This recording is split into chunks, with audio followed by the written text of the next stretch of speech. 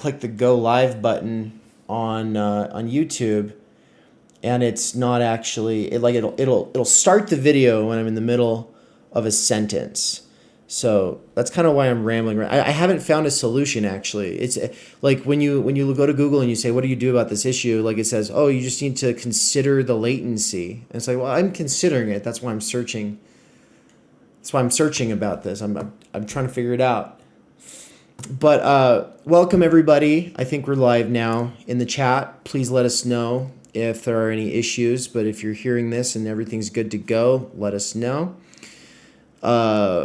I'm David McCarricker, and this is Theory Underground. We are joined today by the co-instructor of this course called PMC Consciousness and Ideology, Elton L.K., the host of the Dead Parrot Philosophical Society in Boise, Idaho, as well as a part of the Democratic Socialists of America, and the host of the Working Class Intelligentsia podcast, as well as another podcast called Class, which is relevant because that's what this is all about, isn't it?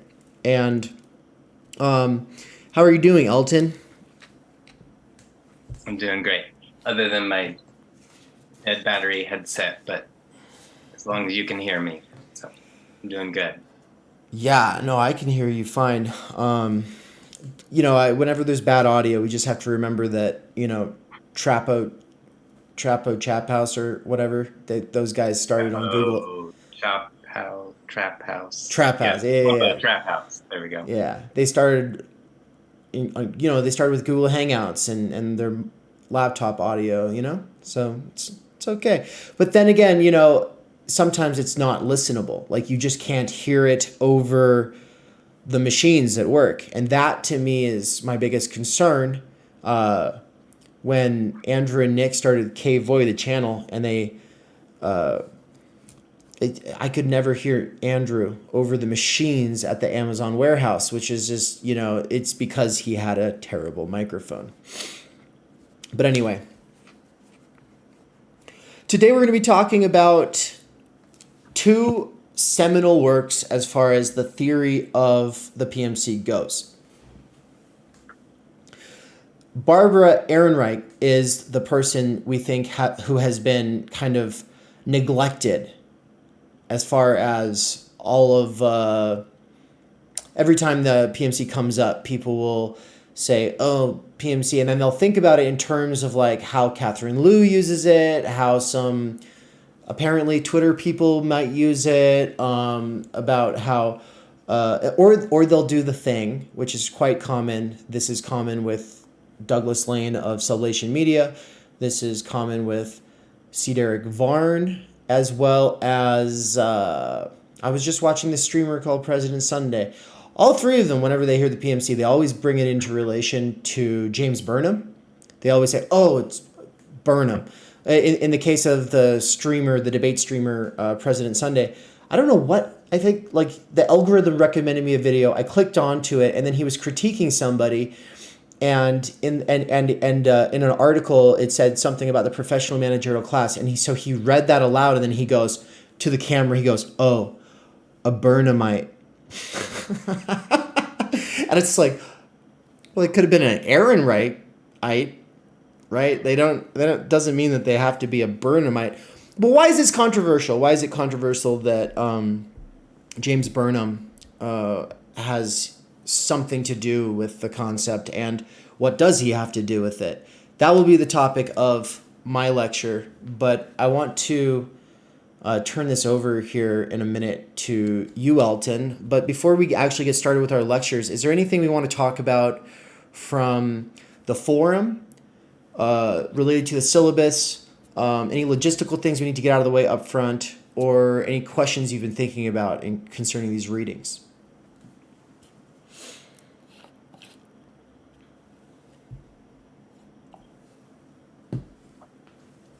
Elton? Oh, sorry. Yeah, I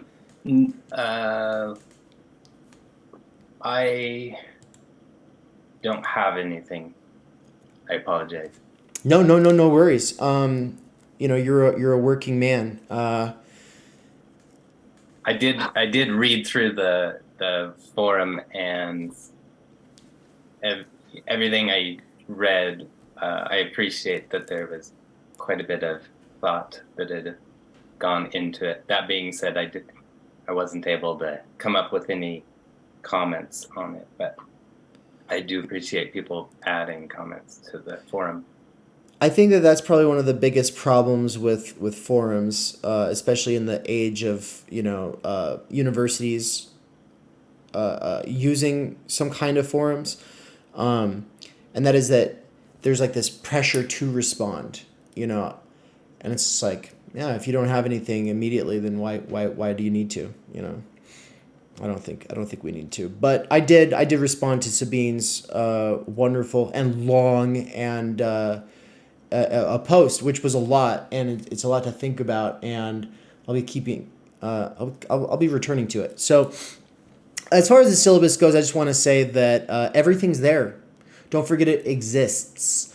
You should be able to access it in the email that I sent out to everybody, as well as from the first module for the course, and that's where really you should be able to find everything. But obviously, if you got any problems or anything with the website, let me know. I'm always troubleshooting it. I've always got support emails going with a bunch of technical support people, and so I'm always working on it. It's a work in progress, but I do need to be looped in if something's not working.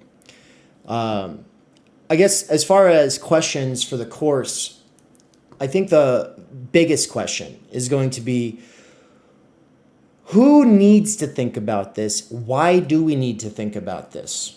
And I guess I hope that that's something that you will be able to address in your own way. I think that the general interest in the PMC comes from Marxists wanting to write it off, right? Disregard it. Sort of people of the American affairs variety using it in their own ways, which is to say, they call themselves radical centrists. They're really a kind of Democrat or Republican centrist who's usually, I don't really know. I don't really understand what's going on over there. And supposedly the post left. And then last time, which was our first lectures, I had said, I think the post left is a boogeyman. I don't think it's real, but also I'll take on that position in these lectures. And so, meaning that I think, in terms of devil's advocacy or just critical distance on the things that we take for granted, it's worth, taking Burnham seriously. All right. And thinking, is this not just Burnham, but also Ehrenreich's analysis, ultimately something that is damning for the left? Are most of the problems with the left that one might perceive or experience in some way based in something that can be answered by this analysis? Those are the kinds of questions that we'll be asking. And obviously, for the duration of this course, I'm going to be taking on the position of, yeah, this is important. And it is actually a real problem for the left. I think that, to summarize, this is what I closed out on last time. Thomas Frank says, what does it mean when the left party in a two-party system is primarily by and for the professional managerial class, and takes this professionalism ethos with meritocracy and all of the rest of it to heart, and just as though it's natural, as though it's the proper order of things? What does that mean? What does that do? And how does that also affect more radical social theory or social change spaces? Those are the kinds of questions that I'll be thinking about. But with that said, we're gonna. Are you okay with going first? I mean, because your microphone, you're fine with it? Okay. Yeah, that should be good. Yep. All right. Well, welcome. So, thank you. Yeah. So, I mean, I think even responding to what you said as an introduction is kind of like, why is this important? essay that I was going to talk about, which is, again, it's Barbara Ehrenreich and her husband at the time wrote a, essentially an essay establishing the argument for using the term the PMC, the professional managerial class, and defining who they are and talking about what their history is like, and essentially that they exist as a class that's antagonistic to the working class and the capitalist class, defined as their own class. But it was published in a magazine in 2 different issues. So they're both, I think, in 1977, part 1 and part 2. And part 2, I actually think, provides the context for why they're making the argument, which is that, essentially like that they're existing in a context where essentially you have Marxists that are actually coming out of the PMC. They're children of the PMC, and that they are anti-PMC, and that they are, that's where the socialist movement was at that moment, and that she's trying to unite that crowd with the working class. And I think there might be some other stuff, but that, that's essentially the context. That there's a, like in part 1, they start out essentially saying there's a phenomenon where the left, especially with the new left, which we'll get into, is essentially a middle class left that no longer, find its home in the working class. And so, in and of itself, that, may or may not be a problem, but they're essentially arguing that, and this is a quote, without a mass working class left, only the most marginal of social reforms is possible. So essentially that's their reason for doing this, that a middle class left can only accomplish so much. And I think that that's proven by history that, in the time since these were even written, the left has been, for the most part, on the defense as opposed to actually taking ground. So that being said, where I was wanting to start tonight is actually diving into the middle of part 1 and talking a little bit about, essentially the history. I won't go into too much detail of that because I think it's repeating what we talked about last time a lot. But I think that where it's important is getting into, kind of the ideology of the PMC, and then we can talk about, the rest of the essay. And I would just say as a form of clickbait, like we will, this essay really does kind of nail down the difference between the petty bourgeoisie and the PMC, which is one of the main questions coming from people who use the term petty bourgeois to kind of classify the entirety of the so-called middle class. Yeah. Absolutely. Yeah, in fact, what I was hoping is that by talking about the PMC, then when you get back to talking about like why they're coming up with a new term and not just using the term petty bourgeoisie, to talk about this group of people, that it should be obvious, that they're really like very different groups of people, and it would be kind of ridiculous to refer to these people as petty bourgeois. So, and again, yeah, feel free to add any additional comments or ask any questions along the way.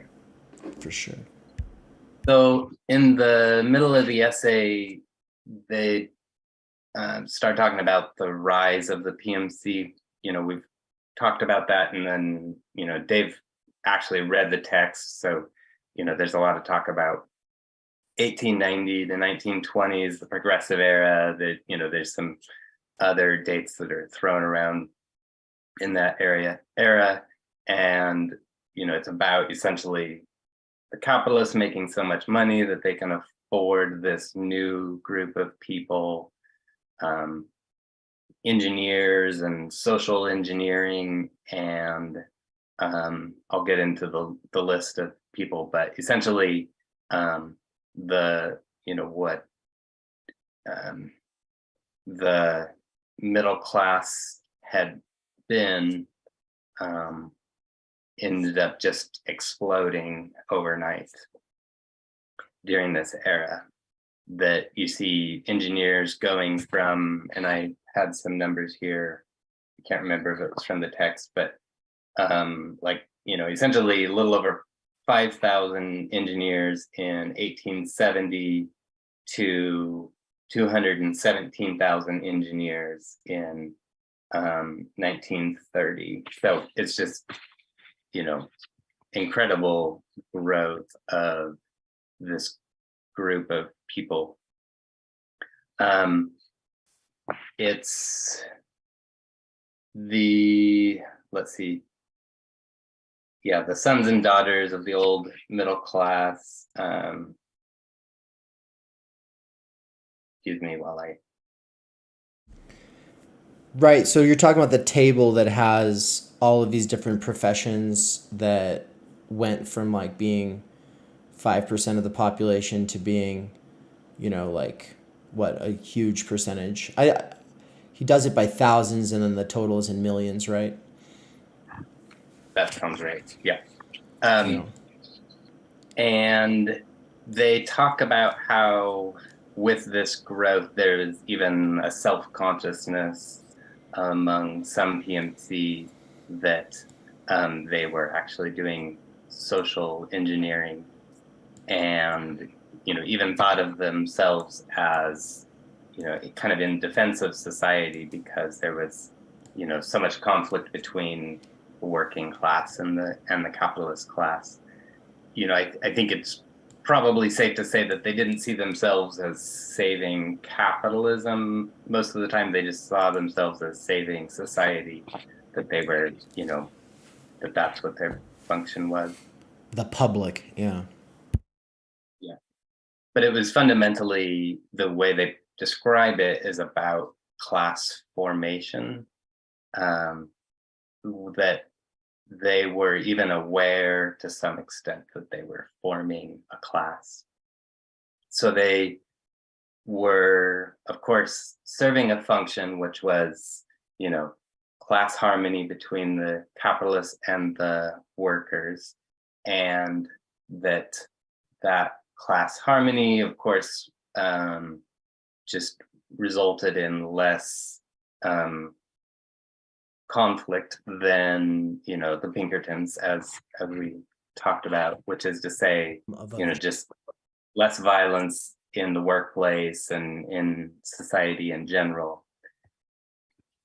There was a lot of PMC jobs that were created to serve this function.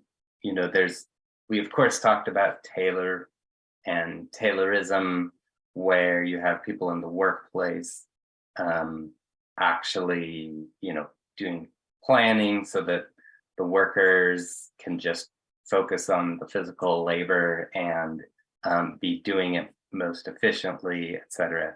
But there was a lot of other elements where the PMC was doing social engineering throughout the rest of society. So social workers, and of course, all kinds of health inspectors that she talks about, the whole, overhaul to the school system that was made, essentially creating public school system. And I know, you read more on this subject, and I am interested in studying it more as well. City planning, even architecture was taking into account the public good, sociologists, the food and drug laws that were being passed to essentially like ensure that when you as a consumer were buying something that you knew that it was of a certain quality and safety, that kind of stuff. Honestly, a lot of things that are like excellent and that, I grew up as an American expecting those things to be there. And, you know, that anytime that you have something that, isn't functioning properly, it's just kind of shocking, like, what in the world's wrong with the world that, that, for example, with, watching the, oh shoot, I forget the name, but the series, is it Hulu series on the drug that they were intentionally selling, even though that they knew it was addictive. I forget the name, but the point is that it was corruption, and it's kind of shocking to hear about like these institutions failing, but that essentially it was the PMC in the early days, the early 20th century, creating jobs for their children. I'll go into this more in a moment, but just kind of setting the the tone for the discussion. So these are the kinds of things that the PMC was bringing about in order to justify its existence. And I see that I lost you, but are you still there? I'm still here. I'm getting some tea. Okay, sounds good. So and I think this is the interesting part, is that like with the PMC, and they argue essentially having these occupations, you start to see what the PMC values and ideology are, and then they show kind of how the occupations and the ideology kind of interplay with each other. So the PMC values or ideology that they articulate, of course we've said it a bunch of times now, but class harmony. But then they also talk about technocracy. So essentially you start to see that what the PMC values is, essentially government by experts, and that they I think you're back. Yeah, sorry everybody on the live side. You probably got the worst of it here, but I think we're back. You can probably turn your camera back on there, Elton. Okay. Sounds good. You were talking about technocracy, governance by experts, and I would just add from the Thomas Frank thing, the Listen Liberal book. The point is that it's not even actual experts, right? Like it's sort of like this simulation of expertise that because you went to a university, right? So you have a degree. So when he talks about David Brooks' articles about the Obama cabinet, it was like, oh, these people, they all have such great degrees. So yeah, as though that's expertise, right?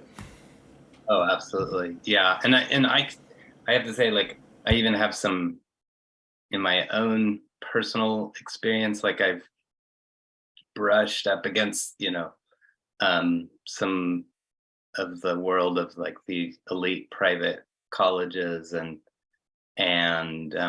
think tanks and stuff like that, and it is fascinating to see kind of like the bubble that especially towards the top that they live in. And it's interesting because they definitely may even have like some anti-capitalist values, and certainly progressive values and stuff like that, and yet be like incredibly self-righteous and and arrogant as far as like, you know, thinking of most of the people as being idiotic and like not having the scientific perspective on the world that they have and that kind of stuff. They're just the deserving white people for the most part, you know. Yeah, I mean it's yeah, it like it often even feels like they don't, you know, it's basically like, to use the terminology that they might use, is just like they're not even really aware of their privilege kind of thing. But you know, um, Oh, I said though they probably talk about it a lot, right? yeah, exactly. Yep. So that leads me to the next point, which is objectivity, which I think was an interesting part for the Ehrenreichs to focus on, because you know this really is you know, something that you can find in Marx even, that now when I say that I have to qualify that, but so you know, essentially like scientific reasoning is something that the PMC, you know, really prides itself in, which is, you know, wanting to base what they're talking about and the decisions that they're making and the way that they operate in the world, base it off of, you know, objective truth, and that's arrived through, you know, reasoned debate or, you know, um, you know, observations of reality. And you know, one piece of that, for example, is academic freedom, which is to say, like, you know, they believe that you know, scientific discourse needs to happen independent of capitalist pressures on you know, that discourse, and that, you know, the academy, that the university should be independent of capitalist pressures as well, and that yeah, they want to distance themselves from, you know, kind of impurities in kind of scientific dialogue. I apologize, my dogs are outside my office wrestling. And then, yeah, the last thing is just that anti-capitalist, that they want to keep them, you know, like some autonomy or distance from the capitalist influence on, you know, reason, that they really pride themselves in, you know, in their ability to like, you know, use their intelligence and their moral virtue to pursue the truth, and to do that, you know, kind of like even when it is a threat to capitalism or, you know, capitalist interests and that kind of stuff. But you know, that being said, obviously in reality it doesn't end up living up to that, and we'll get to that in more detail as well. So those are like the yeah, go ahead. I think that's why Post Bullsh in the chat said, wait, the PMC tends to care about disagreements, discourse, and objectivity. Progressive PMCs with a lot of question marks. Sorry, but yeah, continue. Yeah. Well, I think that's just it, is that like, you know, I think that I've actually thought a lot about this, and there's probably a lot more discussion to be had, is that the Ehrenreichs do seem to be talking especially about the progressives, though we have to, you know, recognize, especially today, you know, writing whatever 45 years later, or talking 45 years later, I think the PMC has, you know, in many ways become more conservative especially I was thinking about like, the NPR world where there's there's been lots of neoliberal influence as well, and even libertarian influence, that kind of stuff. But we'll get to that as well. So that's of course talking about kind of the PMC on the ideology side, and then at the same time, I think one of the important things that the Ehrenreichs are doing is talking about kind of the material aspect of what the PMC is. So if you look at it, they're a class that are creating PMC institutions that reflect their values and their ideology. But fundamentally, what they're doing is establishing their control, their legitimacy, and creating institutions that allow them as a class to reproduce themselves.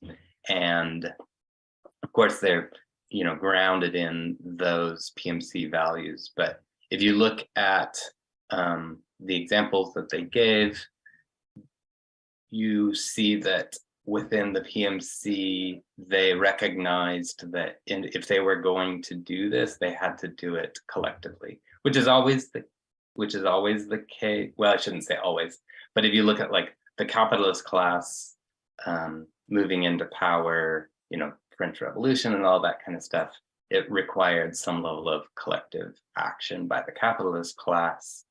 Obviously, socialism is grounded on the working class acting collectively.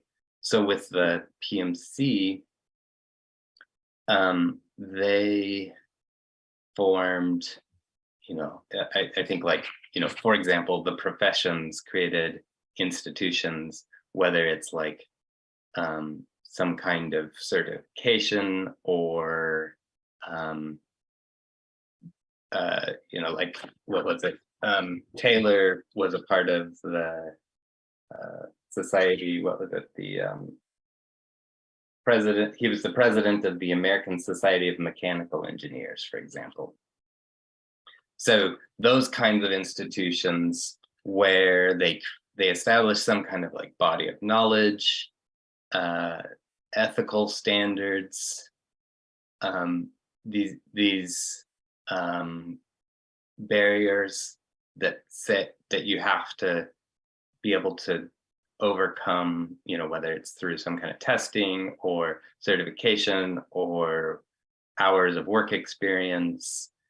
These are the kinds of things that you have to pass before they'll say, you're one of us. By doing that, it's of course creating a pathway that is, much easier for the children of the PMC to, to traverse. But then, of course, it kind of formalizes the PMC place in society, and even creates the potential for that to, last, to something to carry on the tradition, their values, that kind of stuff. It also creates some autonomy from the capitalist class. The more that those institutions,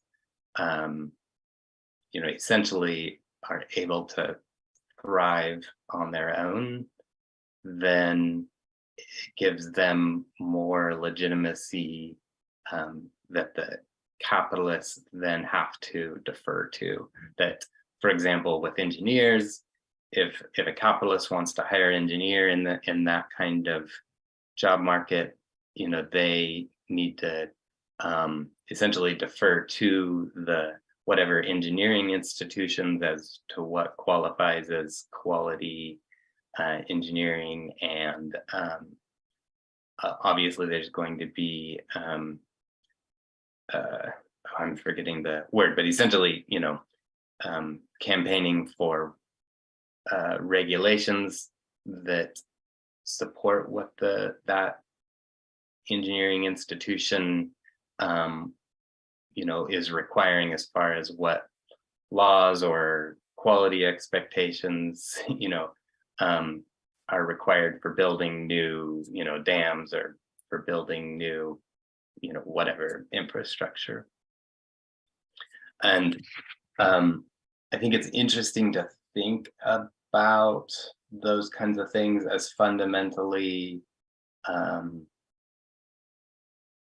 being a part of the material conditions of the class, and kind of like who they are, and how they essentially perform class warfare, essentially like how they hold on to power, or establish power in society in the 20th century, stuff like that. And essentially, differentiate themselves from the capitalist class, that kind of stuff. So technocracy, objectivity, and like kind of setting up this body of knowledge with ethical standards and barriers, a sort of monopoly, right? Yeah. That is, you're saying that that's kind of the core here that sets them up. And you're saying that they do have different interests from capitalists. And did you bring in their different interests to like the broader working class, or?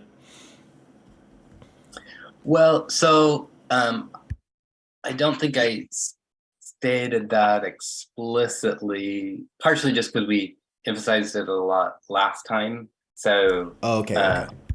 But I think that's fair, that we should include that in what we're discussing here, is that the of course the fundamental thing is that these institutions that the PMC has established, they're almost always about, through some kind of education, through some kind of discipline, these people have developed some kind of skill, and that often those skills then allow them to place some kind of barrier that distance themselves from the working class. And of course, like Barbara Ehrenreich had in the book Fear of Falling, it's almost as if they are doing what they can. I want to say this in a less like conspiratorial way, but that there's an element where they want to make sure that they are protecting themselves from falling back down to the working class. So the more that they can establish some kind of barrier or distance that means that their children are going to safely make it into the PMC and stay there. And I mean that's kind of saying it in the skeptical way. I think there's also an element where they really believe in these values, that they are wanting to live in a world where certain standards are upheld and will continue through the generations. And so, in their technocratic utopia, everybody would be able to overcome those barriers, and everybody would be able to establish some kind of essentially that everybody would be able to join the PMC. But there's clearly a problem that, and this is addressed even later in Ehrenreich, that to this day, we have not significantly eradicated, poverty or extreme poverty, even that there's obviously some element where they are benefiting by keeping this gap between them and the working class. And I had one other point on that, but I'll add a period instead, so I can turn to my next thought, unless you have another question. Oh,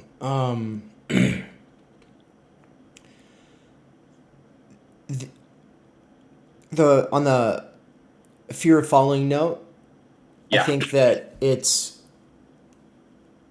especially a good point, a good example, I guess, is from Fear of Following, the actual book. I think probably at the beginning she says that, like Joe the plumber always takes an L in the face of society. Society always looks down on, a plumbing or a janitorial kind of a job. Like, oh, you're a housemaid. Okay. These do not come with social esteem. And so on the one side, it's like, obviously, what about, we want to think about wages. We want to think about quality of life. But then there's also just the general condescension, right?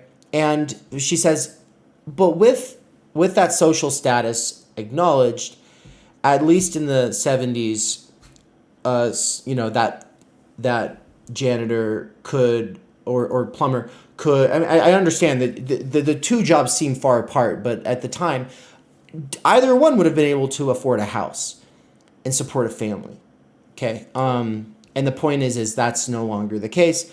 And so when we see like a State of the Union address, and what's being talked about is needing to secure the middle class, build back up the middle class, maybe bring back in some jobs that have been outsourced, and these are going to be, like more like production stuff. What about just raising the general level? What about just raising the general level so that a regular working class person can afford a house? That person not even on the roster. They're not a part of the constituency. That's the issue. Yeah. So, I mean, and it's like, okay, if people cared about regular working people's ability to have access to things, about, housing, for instance, but there's this part of me that thinks maybe things would be better, like there's this part of me that thinks maybe that would make a difference. If every time people bring up the middle class and talk about how middle class people should be able to send their kids to Disneyland, they should be able to go on vacation, they should be able to retire, it's just like, I just want to slap them across the face. What the fuck are you talking about? Fuck the middle class. I'm sorry. How about everybody? Right? And so as far as that, as far as like a key constituency that is always assumed as the one that matters, when you hear PMC people saying middle class as though that's everybody in society, right? It's like, really what you mean is you want the people who are in the professions, who've been through college and everything, to continue to be able to be apart from the rest of the working class. I think that, said in the 70s, it may have included the essentially, what we now call working class. It may have included a lot of those people because those jobs actually, through labor struggle, a lot more of them did actually pay a lot better. And so like middle class kind of just became, I mean, it's why we're, even using the term PMC is because middle class is just a difficult term to, like, what are you even referring to now? Because, maybe in 1890, it was clear that middle class meant basically like the artisans, the petty bourgeois, like what, we believe like Marx was talking about and stuff like that. But by the 60s and 70s, I think even then you did actually have a lot of, people working in Detroit at the car factories and stuff like that, where they were in a place economically that, they hadn't really been for very long, and they didn't stay there for very long. But yeah, that there was a time where you could say middle class and be referring to those people, but it's gotten to where now you say middle class and it almost kind of assumes you're either talking about, you know, a small business owner or or you're talking about somebody with some kind of professional job or something like that. Yeah. Which does, I think, get back to what you were talking about, is like another piece of kind of the divide between working class and PMC is what they refer to as like the benign domination, as that like where the PMC, you know, often saw like some kind of public service as a part of their values, and part of their ideology is kind of like what they're there for, and you know, them being kind of like doing this for the service of society. The real world interactions between the PMC and the working class is some form of domination. And the examples, you know, they give were essentially like the social worker, the teacher, the doctor.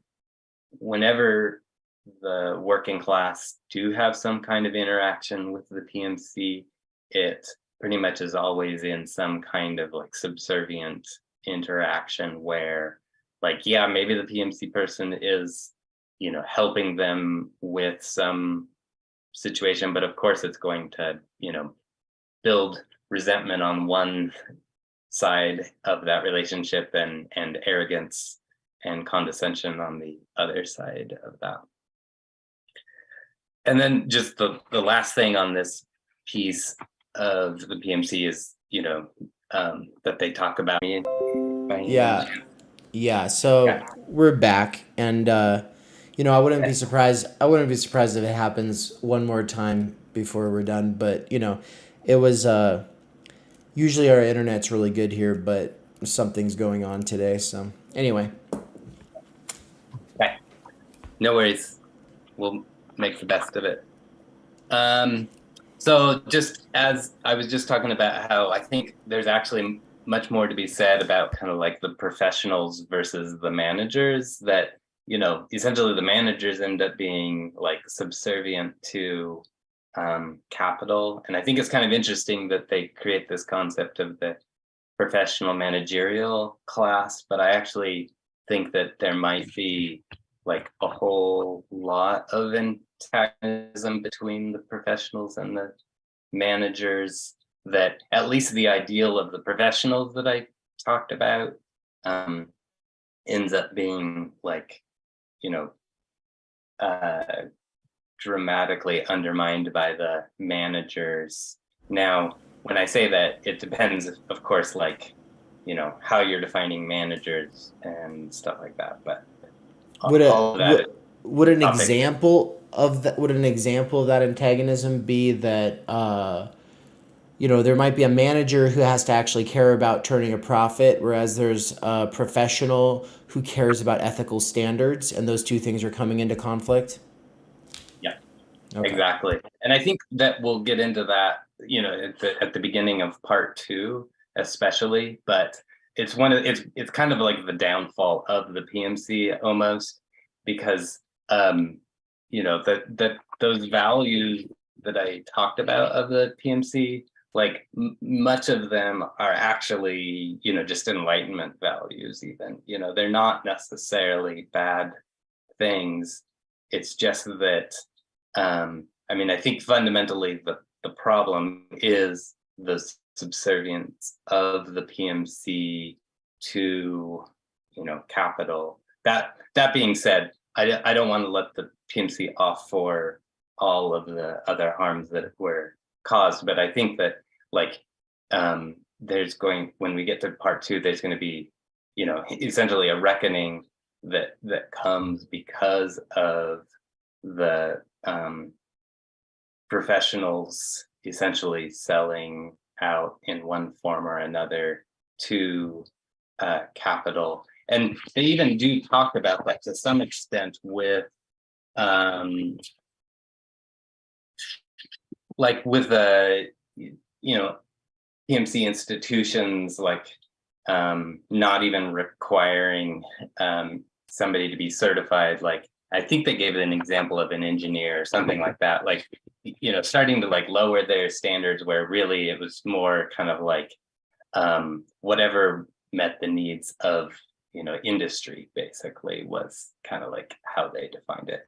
And I see that like all the time in my job. So like I'm in IT, for example, and it feels like IT is a great example where you might call it a profession. There's disciplines within IT, but like the fact that they call like software engineers is a joke. Like it's not like there's any kind of certification that's required.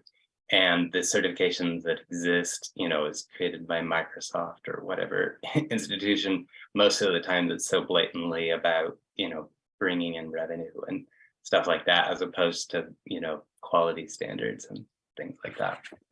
So all of that being said, when we come back to the beginning of the essay, and the Ehrenreichs are talking about, like there's this whole history of talk about middle class and even professionals and and intellectuals, and what's their role in capitalist society. Are they a class in and of themselves? And the default has been to say that they're part of the petty bourgeoisie. So the petty bourgeoisie is, as they describe, this class that exists, in basically like primitive capitalism, that, under feudalism, for example, you've got these small scale capitalists. And then, capitalism eventually gets to a place where it's building, and basically, they get more and more capitalism, more and more centralization of, well, thank you. Ginger says song made by John. So thanks. Then the capitalist class, essentially the bourgeoisie become the class in and of themselves. And in Marxism, like the petty bourgeoisie, they talk about it almost as if like it's like some transitional phase, and they're just kind of like hanging on, kind of like you still have some aristocracy under capitalism, but they basically, no longer have a relevant role. And that,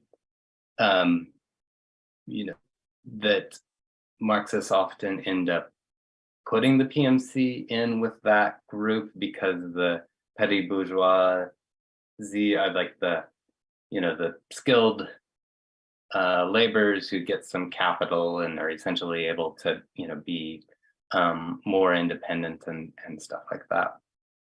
But I think like, after all of the things that I've described about the PMC that they discuss, what the PMC values are and that kind of stuff, that it doesn't make sense to group the PMC in with the petty bourgeois. Just from my own experience, and I think that this holds up, is that like, PMC people, of course, we've talked about, like they prioritize education, and, they may be critical of capital, not always, of course, but, but often essentially that they find some class independence, they from capital by, prioritizing their own discipline, their own profession, that kind of stuff.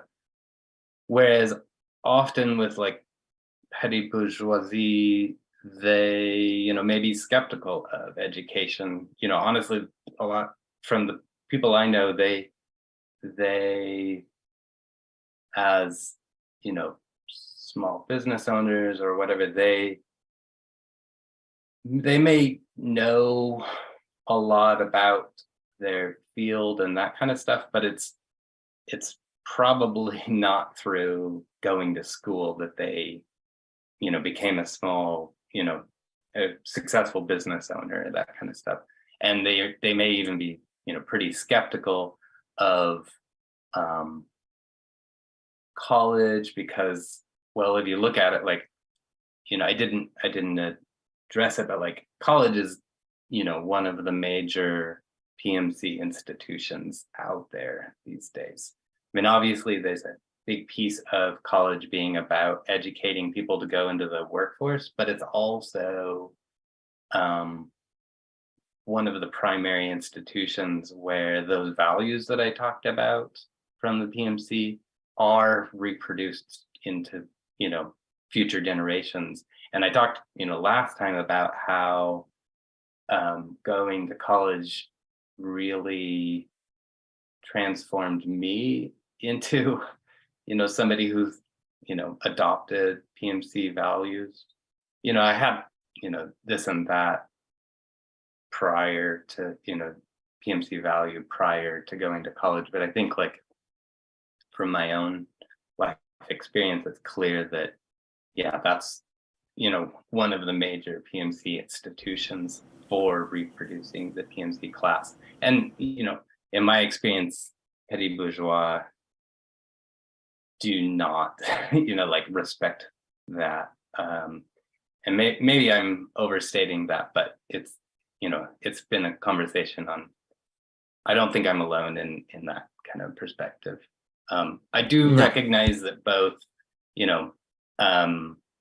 the petty bourgeois and the PMC respect, discipline, I mentioned that, and hard work and developing skills. Like, I do understand that there's some grounding, but that being said, there's a whole lot there that discussed tonight that I think makes it pretty clear that we're talking about two very different people, groups of people, that the relationship to capital is dramatically different, or I shouldn't say capital, to production. And then obviously we're producing under capitalism, but that, the small business owner is, essentially, they're at the whims of living in a capitalist society, but they're often their own boss, and that's the whole thing.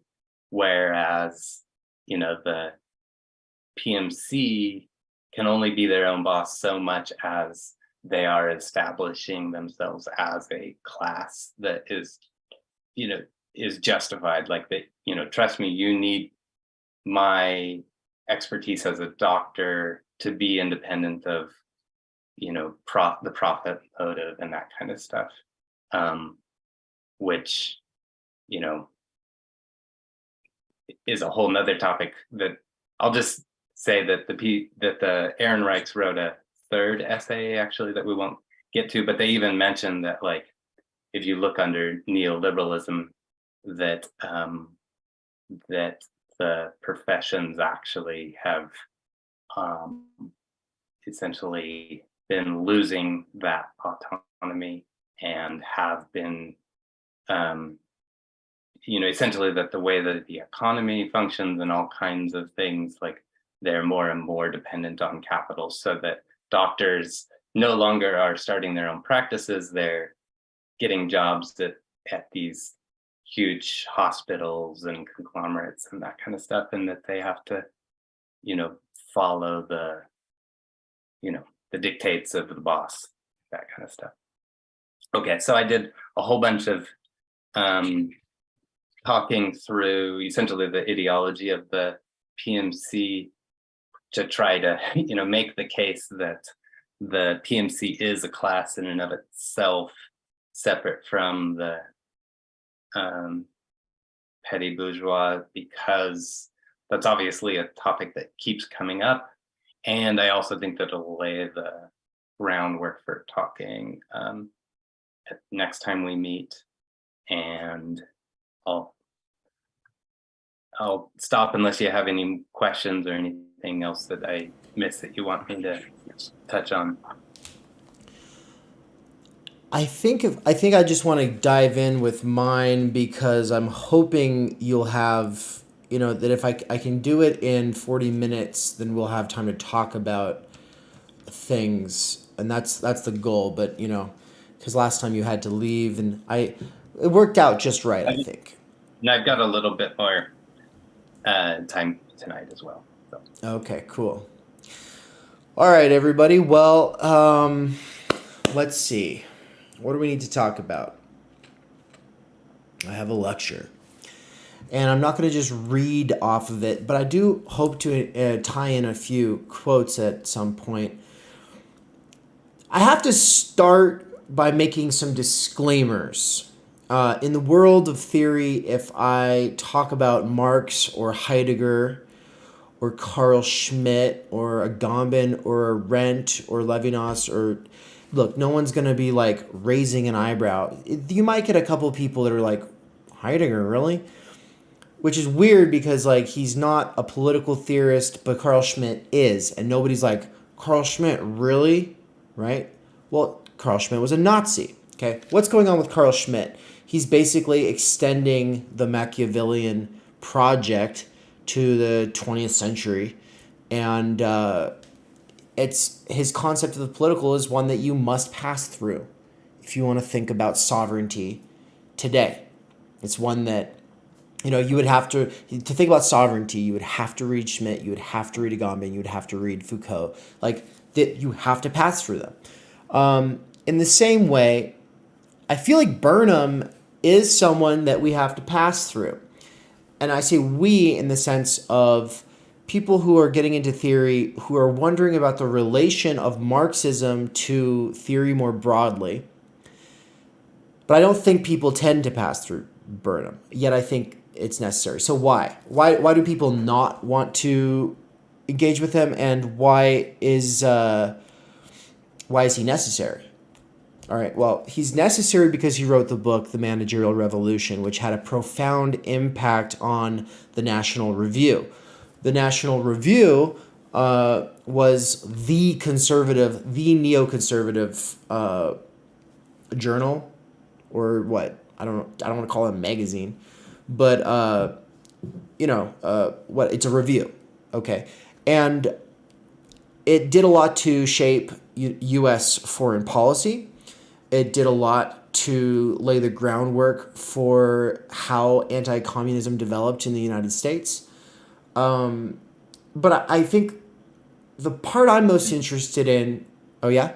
Hello? I was just going to say, even for just defining like what we mean by when we say conservatism. True. Yeah, this is not the conservatism of family values and God and country and women need to be kept in the house. Like this is, I mean, obviously that is a part of conservatism today. Conservatism this is like a gentleman conservatism. Yeah, conservatism today is a bag of various talking points and ideologies. And the element that says we're hard realists, that works in theory, but we're realists, right? That's coming from this camp.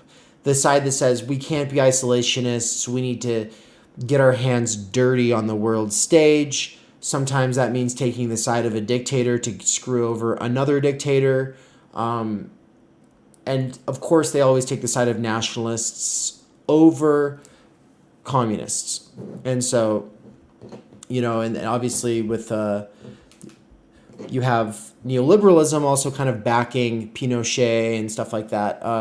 But neoliberalism was heavily influenced by this as well, So it's the influence, sure. But for me, I'm interested in critiques of Marxism from people who were formerly worldview Marxists. Now, I was never a worldview Marxist in a strict sense. I've been profoundly impacted by Marx. I think with Marx, that doesn't change. But the more I read Marx, or use Marx or think about capitalism, the more bewildered I become about worldview Marxism, which has always been a sort of odd bedfellow for me because I come for philosophical reasons. I think that we need to develop ourselves theoretically to make sense of the world and ourselves. And I do not think that dogmatic adherence to a conceptual framework or program is the way to do that. I think that, in fact, the more we try to do that right now, at this point in history, the more absurd it becomes. It might have made sense at a certain point in time, right? I'm not going to be like, oh, I would have been on this side of this battle in the past. Battles are over.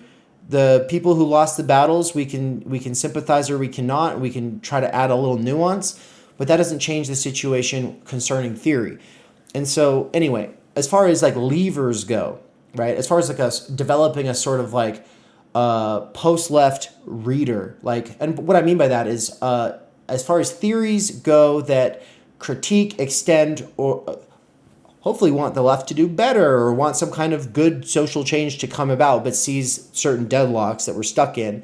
I think that he is an essential component of such a reader, as is, say, Kolakowski's Main Currents of Marxism, right? These are people who were, Kolakowski was a Stalinist, Burnham was a Trotskyist. For anyone who doesn't know, those two did not get along very well, ever, and eventually Stalin had Trotsky killed, right? And so the differences, in terms of cult of personality get overblown. They had a lot in common in terms of things that they took for granted as far as worldview Marxism is concerned. And worldview Marxism, to define my terms, is an all-embracing worldview where everything is explained through Marxism. And it was codified in the Second International before Lenin came along by Kautsky. So Kautsky, Trotsky, there's a lot of names that sound like that when you're getting into this stuff. But all we need for now is to say, as far as worldview Marxism is concerned, I'm interested in people who were ride or die ideologues who took it to the letter, took it seriously, then became critical. And I think that that's good because if Marx was to be reincarnated today, what he would do is he would start out by reading all of the people who took it seriously and then left for reasons. And then he would work through what those reasons are. And then he would take the critiques of everybody that everybody has of everybody else. And he would take all of those criticisms seriously. And then he would work out a new theory, right? And I'm not saying that I am that, but I see my role as an educator to say, we have to lay the groundwork for that person. That is part of what I hope Theory Underground will do, is that it'll make it so that that process can be accelerated in the future. So in 5 years and 15 years and 20 years, when you have some obsessive who really wants to change things and they want to take on the task of what I just described, they're able to dive in the deep end at their own pace and take on in a matter of years something that has taken me at this point over a decade, but ultimately will take the rest of my life. Right? To be able to make it so that 25-year-old me could have dived in the deep end and come out 5 years later on the back of like 30 years of effort of someone trying to do that, right? That's my goal. Not to produce a new Lenin, but to produce a new Marx, right? Or Hegel even, for that matter. But the point is to raise the intellectual climate of the United States, not just of the left, because I don't do anything just for the left anymore, because at the end of the day, that's a branded identity. In consumerism, there's good values there for a lot of people, but as far as like a real group, organization, or movement goes, it's dispersed. It's not some homogenous thing, and so I don't think that I get a lot I can't do a lot with that as a master signifier. That doesn't quilt everything for me. It just doesn't work. Okay, so I consider Burnham to be an essential read, and that's problematic because he was basically a CIA intellectual. He wrote this book and then joins the CIA after World War II. And it wasn't called the CIA yet. It was called something else. But the point is he was terrified of what Stalinism had become. And he realized that being a part of a Trotskyist organization wasn't going to change a damn thing. And so, as far as we go, as far as us, we all have our own reasons for reading this stuff, for wanting to understand this stuff, okay? I would just want to point out two things. First, his diagnoses do not necessitate his cure. If he is correct about the managerial revolution, that doesn't mean that he is correct about becoming a neoconservative. That's first. Second, his standpoint versus ours. Two very important things about his standpoint versus ours reading this. First, his time. He's writing in, I think, the midst of World War II. So we cannot conceive of what that would be like, but there were key experiences for these people who were Marxists who got into the communist cause, who then saw Stalinism doing what it was doing and resisted from within Stalinism or from without Stalinism, and realized this wasn't going to work. And that's why they developed this usually Trotskyist, but not necessarily communist to neoconservative pipeline, which is a real thing. Why is that a real thing, though? And I think that that's where I disagree with Burnham. And it might be where a lot of other people will disagree. But it's basically, I would just say, as far as values go, what's his values that are motivating his theory here? And it seems to me to be realism, winning, and history. It's something every Trotskyist loves. Swoltariat, I see you in the chat. Welcome. But for real, I mean, we're hard-nosed realists. We want to be objective. We want to be scientific. We might have to break some eggs to make an omelet, but we want to be a part of history. We don't want to be put in the garbage bin of history. We want to be active players in making history, and we want to win. If those are your chief values, and you might have winning as a value because you don't want your family to be slaves. You might have winning as a value because you don't want your country to get blown to smithereens. You might have, there's a variety of reasons, but if you give up on the internationalist, classless freedom vision, you might say, okay, well, we can keep relative freedom, but we're going to have to boot this internationalist, classless ideal because we're not going to win with it, and the Russians won't be so kind if they take over.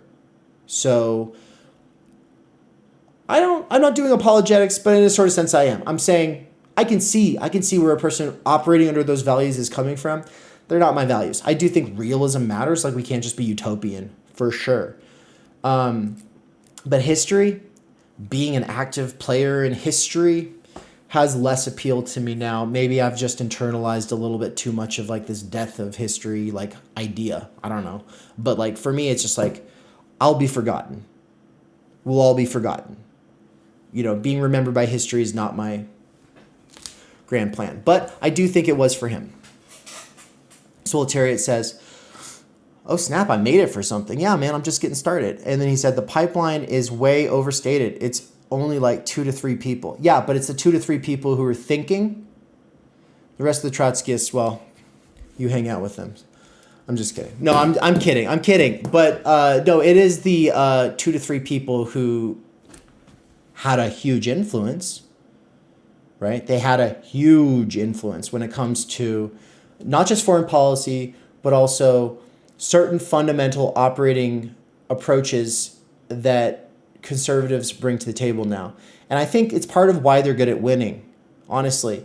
They let go of certain utopian ideals still held on to by Marxists, but then they double down on those things that were working for they take the parts that were working for Marxism and then they boot the rest that is too tall of an order. And I would say that, that's a good recipe for crypto-fascism. In a sort of sense, you could say Mussolini was similar, They cared about winning in history more than they cared about, other things. Okay. So, the managerial revolution. I want to give a quick sort of speed run of this text. I will incorporate a few quotes. I do want to make it relevant to the kinds of questions that we're asking in this course. And I don't want to just be reading off of something. To some degree, though, I do have a structure. And so the excerpt for this week in the course, if you look in the syllabus, it just says the managerial revolution. It doesn't say what the excerpt is, which the more I tried to narrow it down, the harder of a time I had. And so what I ended up doing was 6.5 hours of exegetical reading. And then I went through that and I cut it down to an hour. And then there's another hour I'll put up later, but you don't need it. I think that what matters is kind of tearing with the text and getting a sense of some of these crucial parts. And so what I try to do is read it and talk about them. And so the excerpt assignment for you, if you want to get your hands on it and read it yourself, is to choose which one of the first 5 chapters you want to read and read one of them. They're short chapters. In the case of Elton, I think you're going to want to read the Who Are the Managers chapter because of your interests. But other people might have different kinds of interests. So for instance, I think if the Solitariat, Amen, if you are going to read any excerpt from this text, I would be most interested in your hardline Orthodox Marxist opinion of his definition of a social revolution. And then maybe, we'll see. But I'm hoping that from this lecture, you'll be able to figure out which one of the excerpts is most meaningful to your project. Because if you're in this course, you're thinking about what kind of a final project you might want to do, whether you would want to present on it during the countrywide tour conference, whether you would want to try to get that published in the anthology that will be coming out, et cetera, et cetera, et cetera. But let's dive in. So what is a social revolution? The point for Burnham opens by saying that World War II is changing everybody's conceptions of like what's going on. None of the old theories are really able to make sense of what's been happening. I know that everyone who's got theories for why it happened is going to go, well, no, actually, I've got a theory for why it happened. But from the standpoint, from his vantage, it was becoming a bit of a meme. People were always saying, something's afoot. He talks about this one famous radio host who was always saying that there is a social revolution occurring, right? Between all of the major countries who were participating in World War II, there's some kind of social revolution afoot. But he says nobody ever really defines their terms. Nobody ever really nails it down. And so what he's doing by arguing that the real social revolution occurring that makes a marked break between capitalism and modern society is that of the managerial revolution. Yes, with feudalism, there's still elements of feudalism that exist in capitalism, but it's a matter of degree. Things are fundamentally different now, and so now we call it capitalist society. Well, now there are fundamental changes occurring that make it not really the capitalism that we were calling capitalism before. We can keep calling it capitalism because profit is still a big part of society, but for him, he's saying, no, there's a bunch of key characteristics that make capitalism capitalism. Those have been called into question to such a strong degree now that we're dealing with a different animal. So, well, I still call what we're living in capitalism. I'm not of the position that, no, this is the managerial society that we live in now. Well, this is just corporatism. But this is a sort of materialist basis for that argument that should still be thought through seriously. And so he says that a social revolution is characterized by drastic changes in the base, superstructure, and ruling group of society. Okay, so what does that mean? The base is the political and economic organization and mode of production, the relations between the people produced or that are part of producing that society, right? It produces classes, right? The mode of production in capitalism produces classes.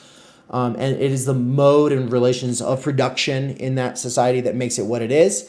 And obviously in feudalism, it was different, okay? And obviously so. The superstructures like the ideological apparatuses and the general cultural beliefs, things that people take seriously or that they used to see the world. Okay, and so he says that a fundamental change in the base, the superstructure, and the group of the people at the top, that means that there's been a social revolution. And so he spends a long time in those first couple chapters talking about feudalism and the transition from feudalism to capitalism. And part of what he's doing is something that is lost on a lot of conservatives today, which is to say he's debunking the idea that capitalism is eternal, that capitalism's human nature, that capitalism's always been with us. He doesn't take that seriously at all. So capitalism has 7 key features that he's going to focus on. And he's epistemologically careful. Okay, he's not just going to say, these are the 7 features. He says, okay, there's a million things we could talk about, and there's a lot, and we can narrow it down, but I'm going to focus on the essential features that make capitalism that are pertinent to our thesis, And so what are they? First, production is commodity production. Okay, in most other societies, production is to service needs, to meet needs. Even if you have someone who's like super rich and is like, hey, make me a fancy saddle, that's not a commodity. It doesn't just have like this sort of intersubjective value on the market. It doesn't. It's a singular good. It's not replaceable in a sort of sense. And commodities are inherently made to be exchangeable. They're made to be replaceable. They're made for maximizing exchange value. That's why exchangeability becomes the most important thing for commodity production. Along with this emphasis on commodity production not seen in any other society, you have the dominance of money. And obviously, money exists as a medium of exchange and servicing debts in almost any society. But the dominance of money in capitalist society is one of degree, right? It is the god of capitalist society. But that's partially because, that's primarily for the other reason that money is dominant. And that is that, and this is unique to capitalism, that it's used for the production of capital itself. Money used to make money. That's unique. That he talks about how like there's entire like you go through history, you're not going to find it. Like it's not even talked about. People talk about debt sucks and usury is evil and all of this other, but no one's thinking about what if we just take all of our money and put it towards investing so that we can make more money, so that we can invest it and make more, and then invest it and make more, right?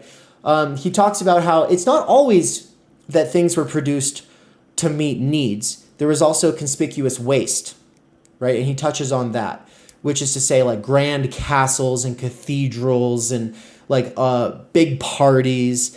There were various ways of blowing the surplus, usually in a way that brings together the social group, right? Well, that social surplus is privatized in capitalism. If it's being blown so that someone can increase their own sign value, their own marketability, their own prestige, whatever. But it's not blown in like these grand social expenditures. Okay, he does talk about that.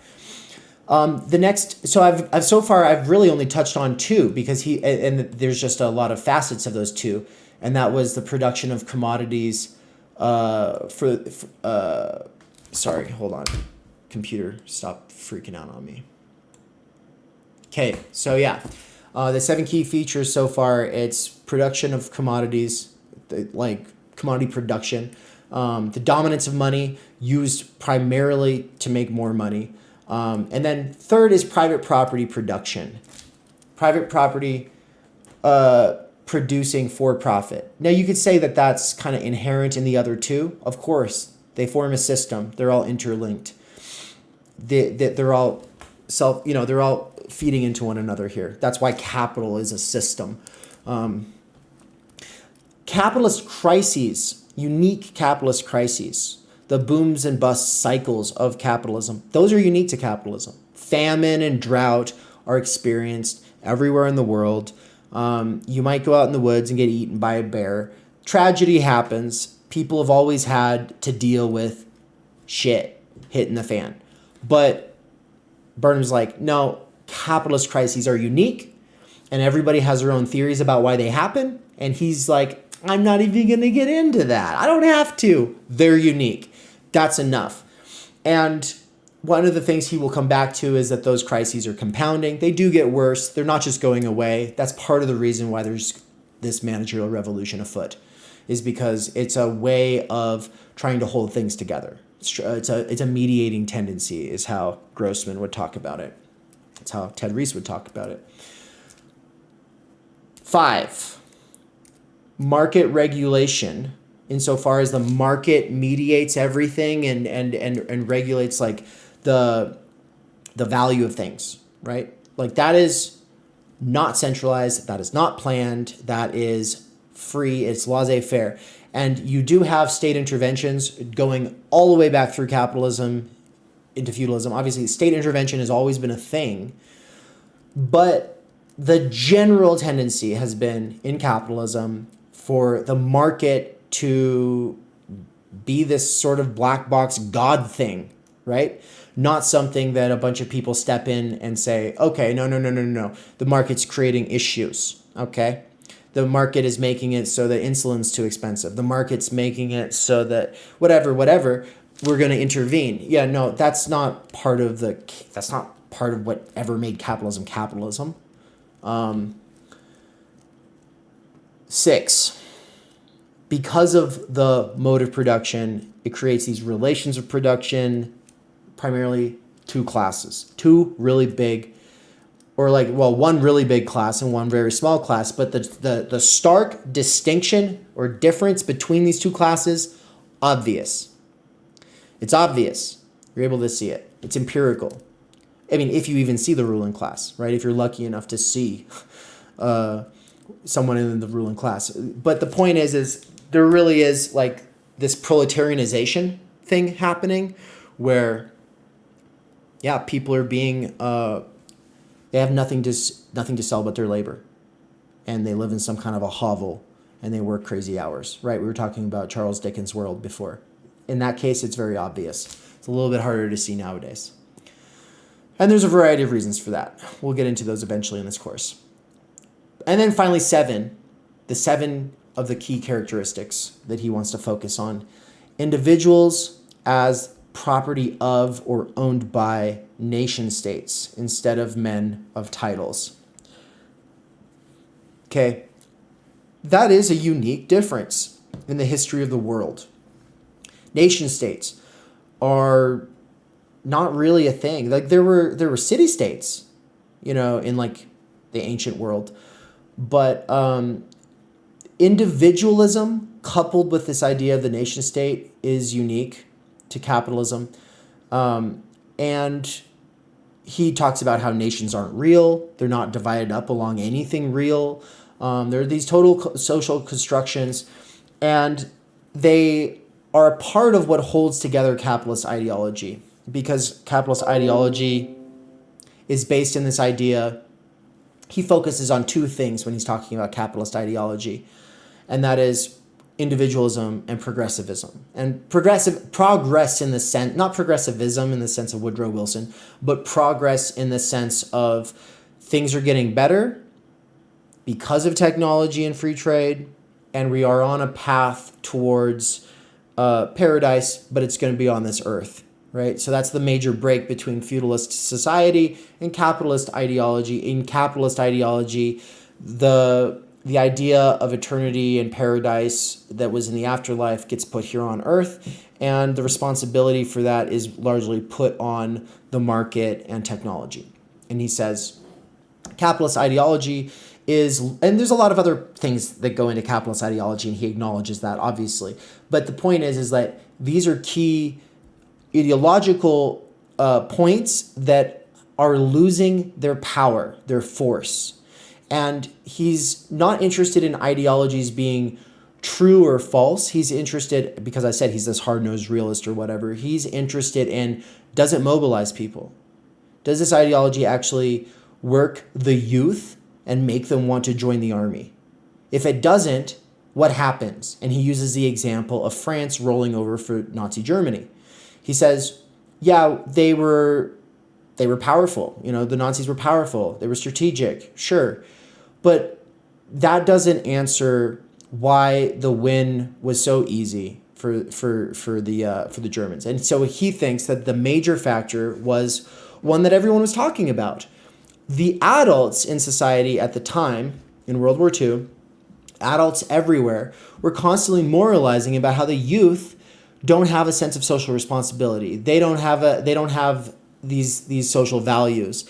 And the values that they were talking about were all bourgeois values. And he's saying the point is that bourgeois ideology, as well as socialist ideology, has lost its oomph, has lost its ability to really make people fight, die, and sacrifice their lives for the nation state, right? And so the nation state, insofar as it works, insofar as ideology serves as the cohesive, rationalization and motivating force for people, it ain't doing it, right? Yeah, Nazis are reactionary, they're regressive, they're kind of horrific, but it was able to mobilize a lot of people. And what we see over here is that these bourgeois ideologies, they're not doing it anymore. It's like from 100 years ago. It made sense 100 years ago when we were like, bourgeois ideology was empowering when you're living under feudalism. But nowadays, and obviously something we can talk about, having our own conversation throughout this course, would be how things have changed since Burnham's intervention, right? Because almost everything about conservatism today is a strategy that takes this seriously, whether a conservative living today knows it or not. They're part of a thing, an institution, and a general organization that develops having sublated this. And so this is, in a sense, a disappearing mediator for a lot of what conservatism becomes. And so, at the time that he's writing this, bourgeois rhetoric had lost its, or ideology had lost its oomph. But combining bourgeois ideology and rhetoric with anti-intellectualism, anti-PMC, anti-liberalism, kind of combining all of those things and being against it, and then uniting the elements of the workers who are stupid enough to see themselves represented in the Bezos and the billionaires, as well as the petty bourgeoisie. That's been the strategy that works so well for the conservatives, and it wouldn't work so well without this intervention, right? So, taking elements of that ideology that had become so defunct, but supercharging it with a sort of working class resentment against the PMC has actually been a powerful strategy. And I mean, I grew up in a family that listened to Rush Limbaugh all the time, AM radio. People think, how can these small businessmen and these stupid little workers, how can they fall for conservatism? These guys don't have their interests in mind. Yeah, but you don't listen to Rush Limbaugh all day, every day, right? A constant drip of resentment. And it's always towards limousine liberals who think that they're so much better than you because they went to college, right? So all of that is a way of salvaging bourgeois ideology by applying Burnham's analysis. And so I think that's very important to keep in mind. Because it's funny reading this and being like, what, that doesn't carry any weight anymore? Every time I turn on some influencer, they're talking and it's like bourgeois ideology, right? If they're not like a progressive, it's almost always this bourgeois ideology. But it's like, yeah, but it got resuscitated strategically in its kind of, it goes really well with the sort of PMC critique, doesn't it? Because they're not the workers, right? They're telling us what to do. They think they're so much better than us, right? So it's easy to kind of like rely on supercharging and bringing back this cadaver of bourgeois ideology by bringing it into relation with the managers. And who are the managers? We'll get to it. Let's keep going.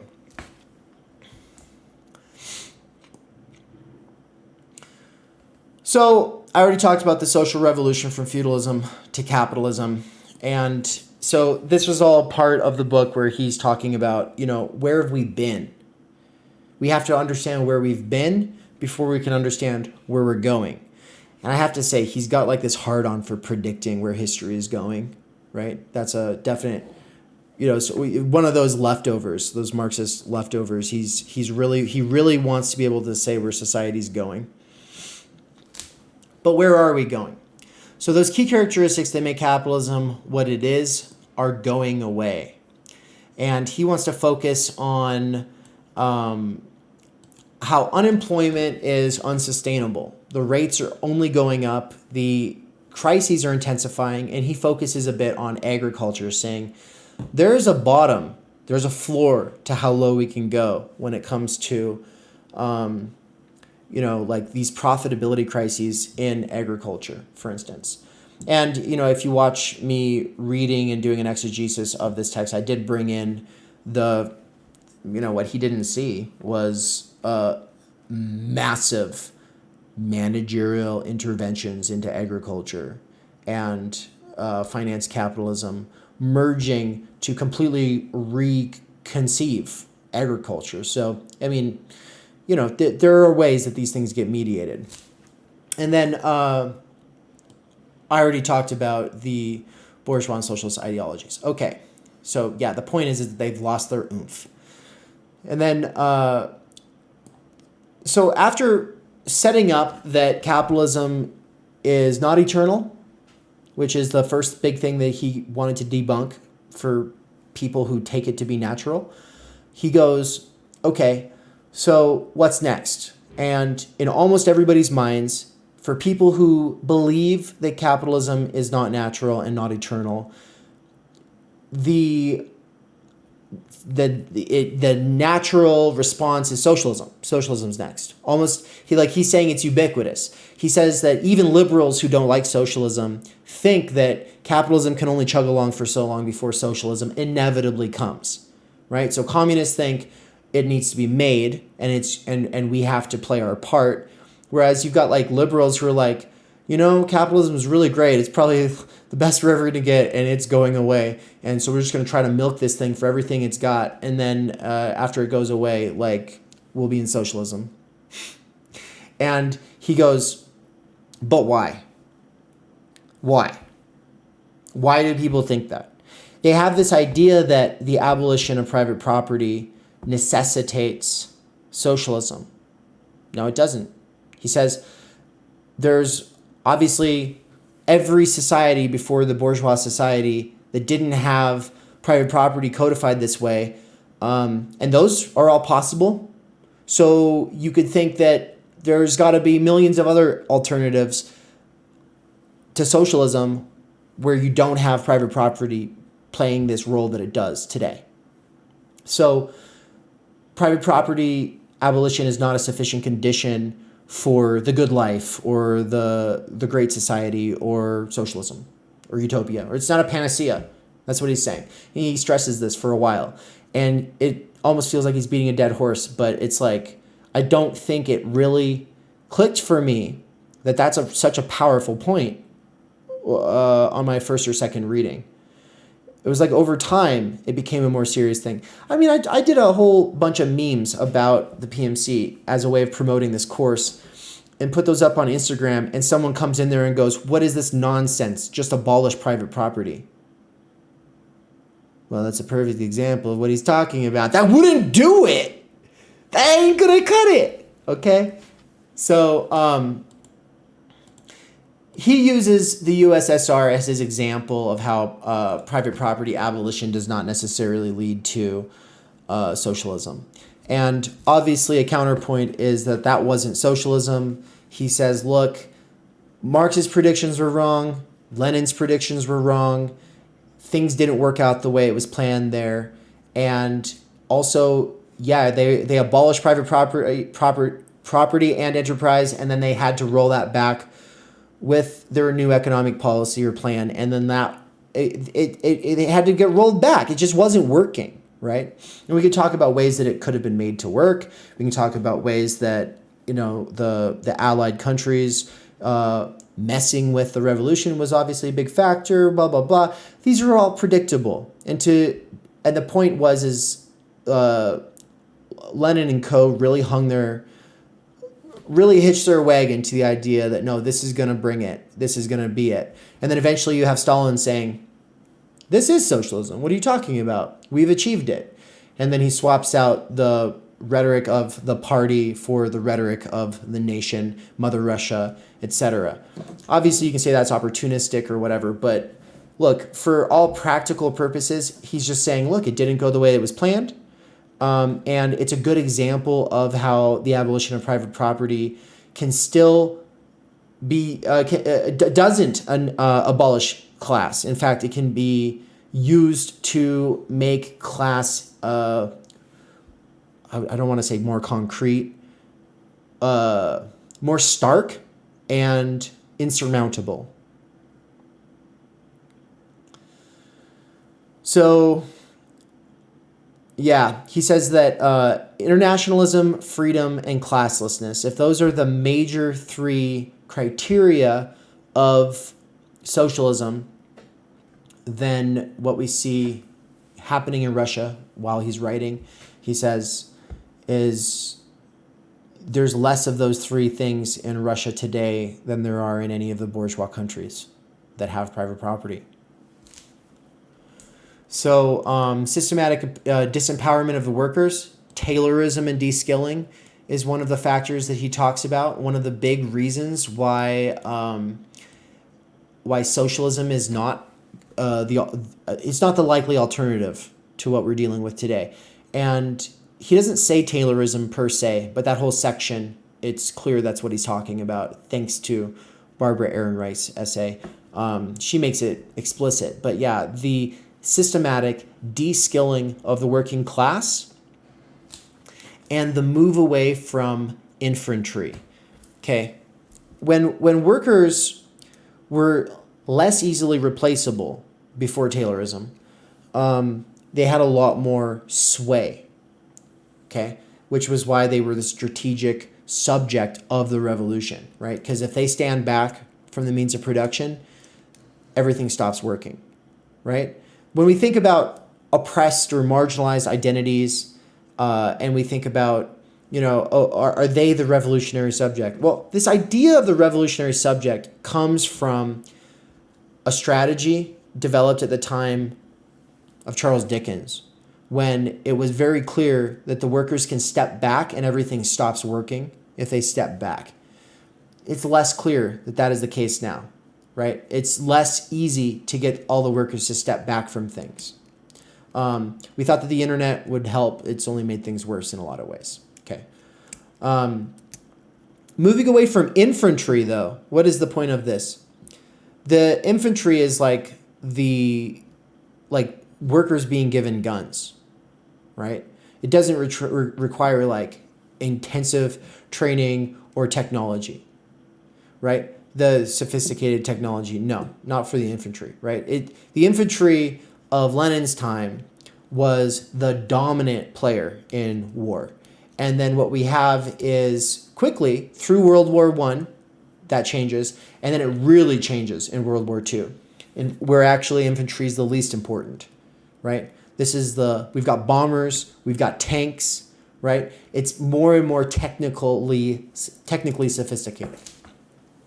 I found that passage to be one of the most interesting ones and one of the ones that should be focused on. And in my exegetical reading of it, I talk about how I see this as a sort of symptomatic nerve that most Marxists are not able to really do anything about.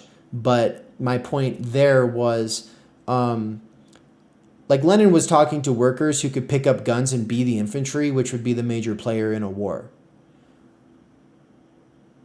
Who's the DSA, the CPUSA, the Democratic Party, whether we're talking about basic, parliamentary reformist or we're talking about revolutionary organizations, who is their assumed subject? And is it one that can just step back and then things stop working? No. Is it one that can just pick up guns and overthrow the government? No, it's not. The audience has changed. The recruitment pool has changed in fundamental ways. And he's pointing to that, and he draws it out. And I think that section might be one of the most interesting. The next section is on managerial society itself, and he talks about the struggle for power. And he says, like, we have to understand what a struggle for power is. It's a metaphor. We want to be scientific, but we have to use metaphors because we're talking about groups. Real struggles happen between individuals, but at this metaphorical level, groups also struggle. The feudalist society, or we can say class, the feudalist class struggled with the capitalist class for hundreds of years. It struggled. And metaphors are good for showing us similarities or playing off of similarities, but it's brain dead end. Like, it's not going to do any good for you to go with metaphor without thinking about difference, right? And so he really teases out in this section the difference between like a real struggle between individuals and a struggle between groups. Groups are complicated. There's always people who are a part of a class that don't act like that part of the class. There's always going to be inner group rivalries as well, right? So the feudal lords were in some cases more powerful than the king. They had a lot of clout. The king had to keep them all happy. And then here you have this up-and-coming merchant class, the bourgeoisie. And most of them are coming from shipping trade, right? But they had big money. And they were able to help the king with his debts. And the king was able to make laws that privileged them. And so what you have is the feudal lords versus these merchants struggling for power, struggling for the king's good graces, and so part of the bourgeois revolution does overthrow the idea of like the king for the most part. It challenges the idea that loyalty to the king is a good in itself. John Locke spends the first treatise on government debunking the divine right of kings. The second treatise is where he argues for, productive people should be able to keep the fruit of their labor. Right? And that's the part that we usually think about. But no, he had to debunk the divine right of kings. Well, the bourgeoisie, though, as a class, wasn't always against the king and would work the king to their advantage. Okay, but it's a metaphor, and there were obviously extreme rivalries between merchants. There were extreme rivalries between feudal lords.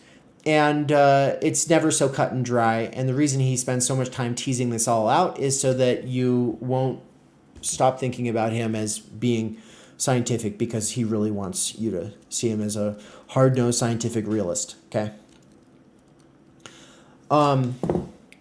There's a quote that I do want to read, though, about the feudal aristocracy.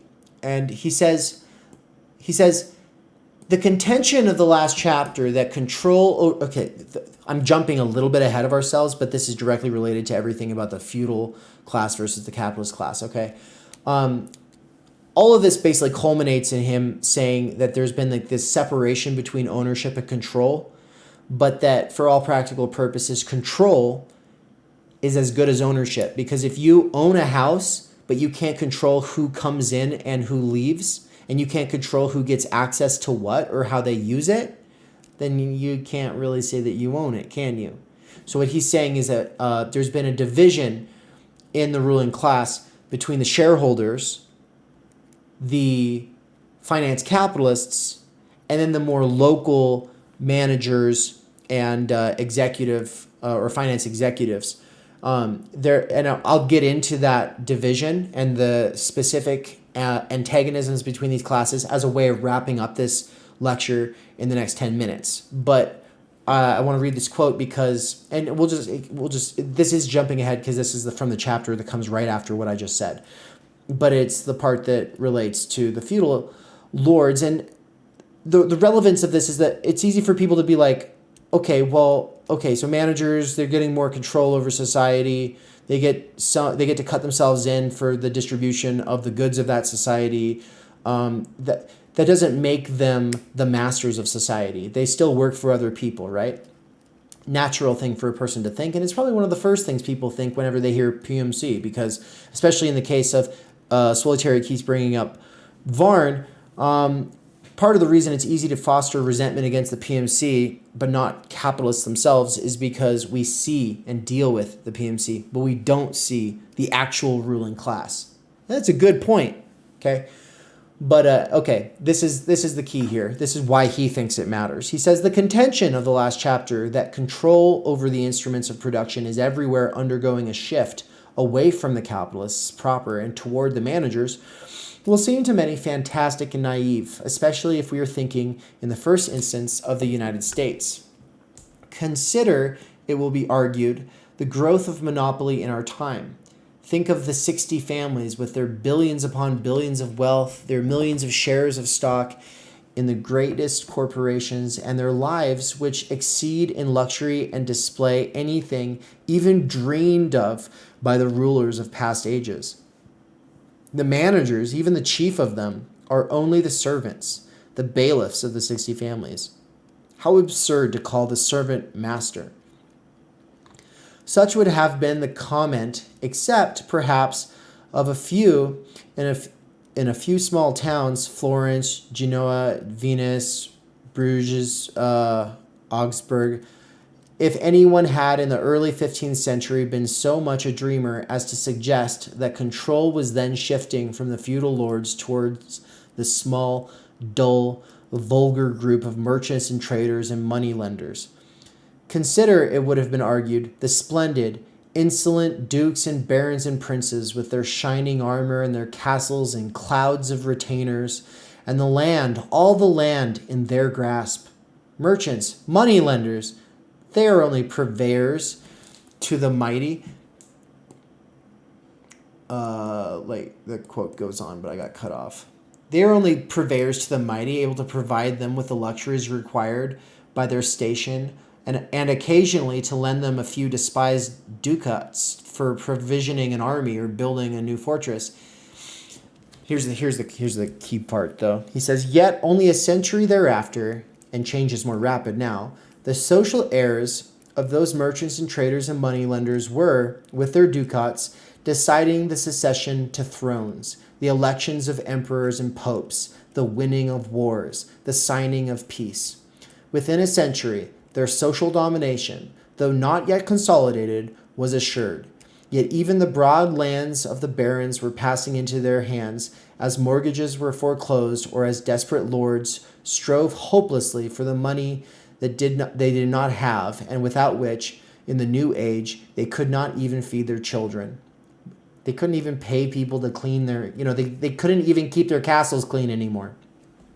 We must not anticipate. That's a sentence. We must not anticipate. A process which is in mid-course is not finished. The big bourgeoisie, the finance capitalists, are still the ruling class in the United States. The final control is still in their hands. But we must not view the world too narrowly, nor limit our eyes to the surface, for it is a world process which we are dealing with. Since capitalism is a world system, the United States is linked economically, socially, culturally, and most dramatically of all, strategically with all the world. And the process goes all the way to the roots of society. It does not remain merely on the outer layers. If we lift our eyes to the world arena and sink them to the roots, we will see what is there, that the capitalists, the ruling class of modern society, are losing control, that the social structure which placed them in the position of ruling class is being transformed, not tomorrow, but now, as we watch. In the new structure, when its foundations are completed, there will be no capitalists. I mean, that's the extreme end of this thesis that you're not going to hear from Barbara Ehrenreich, right? But it drives the point home. Yeah, there's still some ancient aristocratic wealth. There's still some old wealth families, and a lot of them are capitalist shareholders now. But the point is that there's something afoot. He's trying to say it's the main thing that's going on. Okay. All right, so I'm about to close it out, but I want to talk about who the managers are before we do that. It's not homogenous, okay? There are different kinds of managers. This is kind of what, Elton, you were just getting at. The professionals and the managers are not the same people, okay? Well, he lays out a fourfold division in this chapter, and this is chapter 5, by the way. I think it's useful to think about. He says that there's the managers that are primarily technical or social. But the point is that these managers make things work on the ground, and if they weren't there, nothing would work. Then there are the finance executives. These people care about the profitability of the local institution, the production. They're the ones who are constantly talking to the managers about money, right? From the manager's point of view, the car getting made is what's important, right? We want to produce good cars. We're putting out these good cars, and the market moving, the numbers moving around in the market doesn't really change the end product that we want to sell the customers, right? Like, we want a good quality product to go out to the customers, but these people over here are trying to say we need to lower the quality in this way or that way or whatever. So there's already this antagonism between the managers and the finance executives.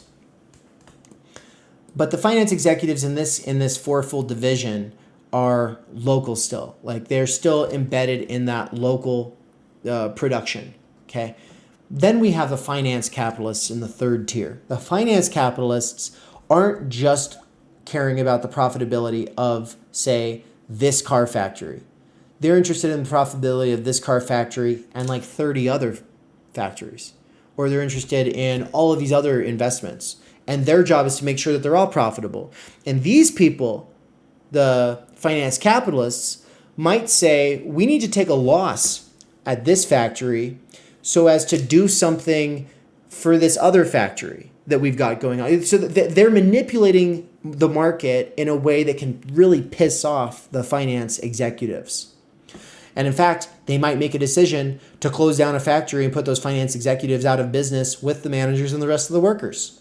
So there is this antagonism between the finance capitalists and the finance executives, right? And the way that you remember this distinction is there's the local, and then there's the ones who aren't local. They've got a bunch of different pots that they are trying to make profitable.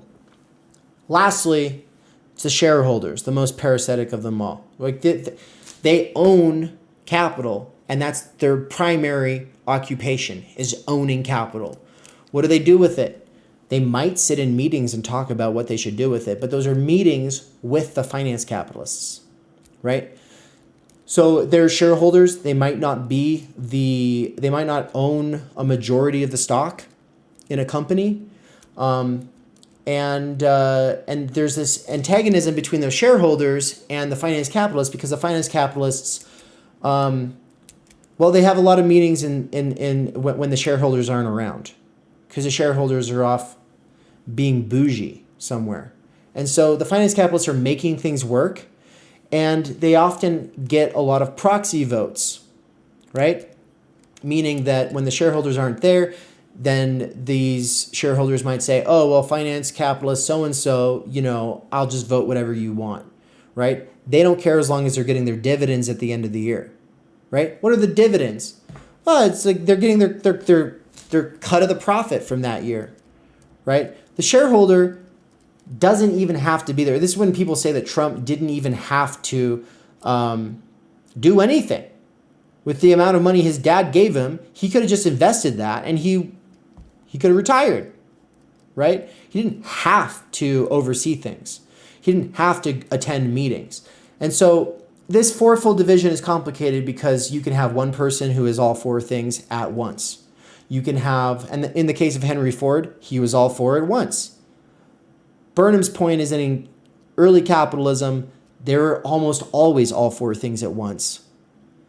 Now it's almost always four separate roles, and you might have a person changing places between those roles. And those roles might bleed over from private to public and public to private back and forth. And so that dispersion of power in the control phase of finance capitalism, that's what I'm most interested in. Because it is a dispersion of power in the way Foucault talks about, or that Deleuze in his postscript on societies of control, which is in the recommended reading as well on the syllabus, it's what he's talking about. There's been a diffusion of power. It's decentralized in this way. And so there are all of these smaller antagonisms between just this fourfold division that we see here. But then you also have to think about the ones who are on the private sector and the ones who are in the public sector and their antagonisms that they all have to deal with. But obviously they can all usually find some solidarity in fucking over the broader working class. And so that is the problem with the PMC, is that it's not a homogenous thing, but and they definitely go at each other and have a lot of antagonism, but they do tend to unify for the things that will benefit them, and that is almost always at the expense of the broader working class. Thank you.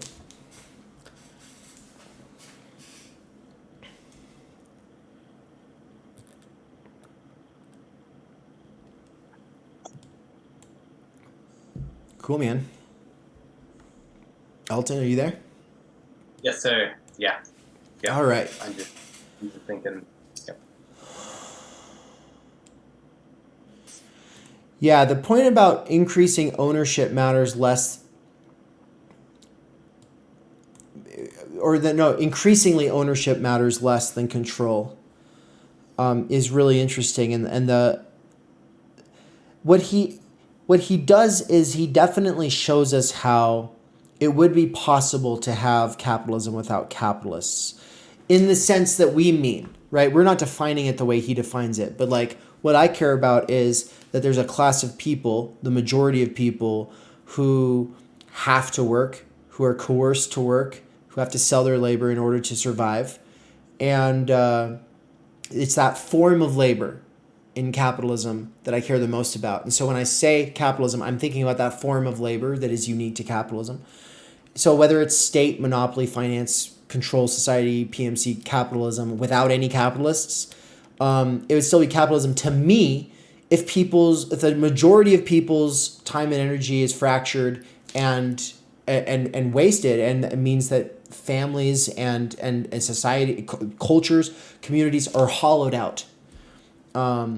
If that's still what's happening because of commodity production could go away. We could be just producing things to satisfy people's needs, and capitalists are gone as well because the shareholders all got killed. Like they got guillotined. If all the shareholders got guillotined, and even these finance capitalists got guillotined, if the remaining, who are the other two groups, the finance executives and the managers, if they're in bed with the government that seizes the means, and none of them have any interest in social good, public goods, like broad universal access to the things that we need, as well as the basic things to be able to enjoy life. Or they think that they do care about those things, but are, in fact, a dictatorship of the, PMC, if you will, which means that they're, essentially working towards their own interests as a class or a subgroup within the class. Yeah. That right there, that's the crucial point, I think. That actually, it's a nice way of quilting the whole conversation. We should have led with that, but that is it for me. The worst case scenario is that the change comes from the left, that kind of seizure of the economy comes from the left, but the left doing it sees themselves as the gifted, excellent, deserving, social engineers who have to prescribe all the solutions for everybody, and keeping people working is good, and keeping people busy is good. And they basically assume almost all of the form of capitalism, but now there's just not capitalists, and they step in to mediate the worst of the crises, right? Yeah. I mean, for me, one of the things that I haven't been able to resolve, and I'm hoping through going through this course and thinking through these texts will help, is coming to a conclusion about if the PMC is a class, that, just to put it simply. And what I mean by that is I have this assumption, and I don't even know where I got it from, if it's in Marx or not, but just like that a class has to have its own mode of production. And what I mean by that is the aristocracy mode of production is feudalism. It kind of like makes sense under those conditions that this group of people that quote has land and resources is able to like protect the peasants in a way that makes sense and becomes its own kind of mode of production that happened across Europe and probably elsewhere in some ways under those conditions. The merchants were some aspect of that society, but it took capitalists reinvesting in capital for a capitalist mode of production become the dominant mode of production. My question is like, okay, so if you look at the transition from feudalism to capitalism, it's not the aristocracy versus the peasants that result in the peasants overthrowing the aristocracy and creating their new mode of production. Instead, it's some like third class, the capitalists who come out of nowhere and take over and create a new mode of production. If Marx was predicting the capitalists versus the proletariat to take over, is it possible for there to be some third class that comes along, whatever it is, in this case, possibly the PMC, to then create their own mode of production? I mean, really, the PMC, if we're kind of mapping on those two, feudal versus kind of capitalist antagonisms. Under feudalism, you have the vassals, which are basically just, like a lower level of aristocracy that, are kind of subservient to the real aristocracy, the real lords, and they're, using violence in order to keep the peasants in order and that kind of stuff. But the vassals didn't overthrow the aristocracy. And I don't know if they could have had their own mode of production. I think they just would have continued doing feudalism, even if they could overthrow the lords and basically have like a vassal form of feudalism where they're the ruling class. So under capitalism, I'm wondering, or maybe I should say, is it possible that the PMC, and I think it's what Burnham is arguing, is that the PMC maybe could become the ruling class and potentially transform society such that there's a, when I say this, I hesitate to say it, and maybe you can answer it. It's just kind of like, is there a new mode of production, or is it just capitalism with, without the capitalists? Which I think is I'm like, there's a bourgeois intellectual, if you want to call him that, basically a business writer or business theorist named Peter Drucker, who was a big deal in the 20th century. And, he wrote a book called Post-Capitalism, where I think he's talking about the same thing that Burnham's talking about, except for it's 1990. And he's saying, you know, kind of like stakeholders or shareholders, you know, kind of like can give us like, you know, kind of the perfect marriage of capitalism and socialism, where you can get rid of this capitalist class and instead just have this class of people who are democratizing, you know, ownership of the means of production. I mean, Or of course, he control. doesn't Or control. fully. Yeah. Yeah. Well, I mean, with shareholders, we're on some level actually even talking about ownership, Okay. if you will, right? But I think that we're talking I about see the what you're same saying. kind of thing. So when you're saying to democratize shareholding, you don't mean the workers and like the managers No, exactly. democratizing the No. shareholding. Oh no. Oh no. Come on, Drucker. I know it's kind of laughable, and the fact that he's calling the book post-capitalism. Yeah, Isn't that the name of a Paul Mason book? that's where he got it from. Actually, is from Drucker. Yeah, Oh. yeah. Uh, He's kind of like doing a callback, if you will, but he's okay. trying to say like but actually post-capitalism. Okay. Okay. I see. Yeah. Um. So So yeah, the PMC question. motor production. Yeah, Am I go ahead. following? Am I following? Is my question. Are you saying so that the so part of a class to be a class, it has to have its own mode of production. Like the mode of production is necessary for creating it, right?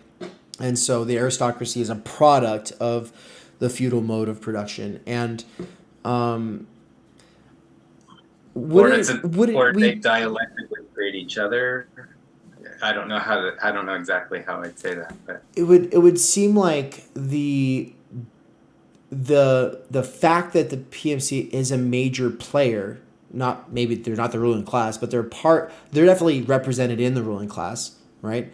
Um, and well, they wouldn't have become that if it wasn't for the role that the university took on. And so then the PMC is the product of the university in that sense, right? well, in that case too, I think that they dialectically create each other. It's kind of like you have to have a so okay, so the and this even goes back to Althusser, but like the university, of course, like existed under feudalism, but eventually was taken over and even became the central institution of capitalism. So under feudalism, the church was essentially the primary means of reproducing ideology, Yeah. according to Althusser. Under capitalism, the Enlightenment puts religion in question Yeah. and essentially like puts faith in science, if you will. Of course, all of this is in theory, but and so then capitalism, is reproducing itself through the university, but clearly in what we're in the stuff that we're talking about here with Barbara Ehrenreich and stuff, the PMC has co-opted. Well, there's two ways of looking at it. Either the PMC has co-opted the university, I think. And when I say that, I mean you still clearly have a heavy influence from capital, but at least like humanities, social sciences, that kind of stuff is especially PMC. I mean, obviously science itself, but then the other way of looking at this, and this is something that is also kind of primitive in my thinking, so maybe it's premature to be sharing, but like, I guess really I can't convince myself otherwise that like, I actually think the PMC was there all along, that the Enlightenment was the PMC, the bourgeois intellectuals from the beginning. Even when we talk about like the French Revolution, like who was it that was representing the people in the Third Estate? It was the doctors and the lawyers, which are the PMC, and they were, I don't know how to say it. It's kind of like they were financed by the capitalists or something like that.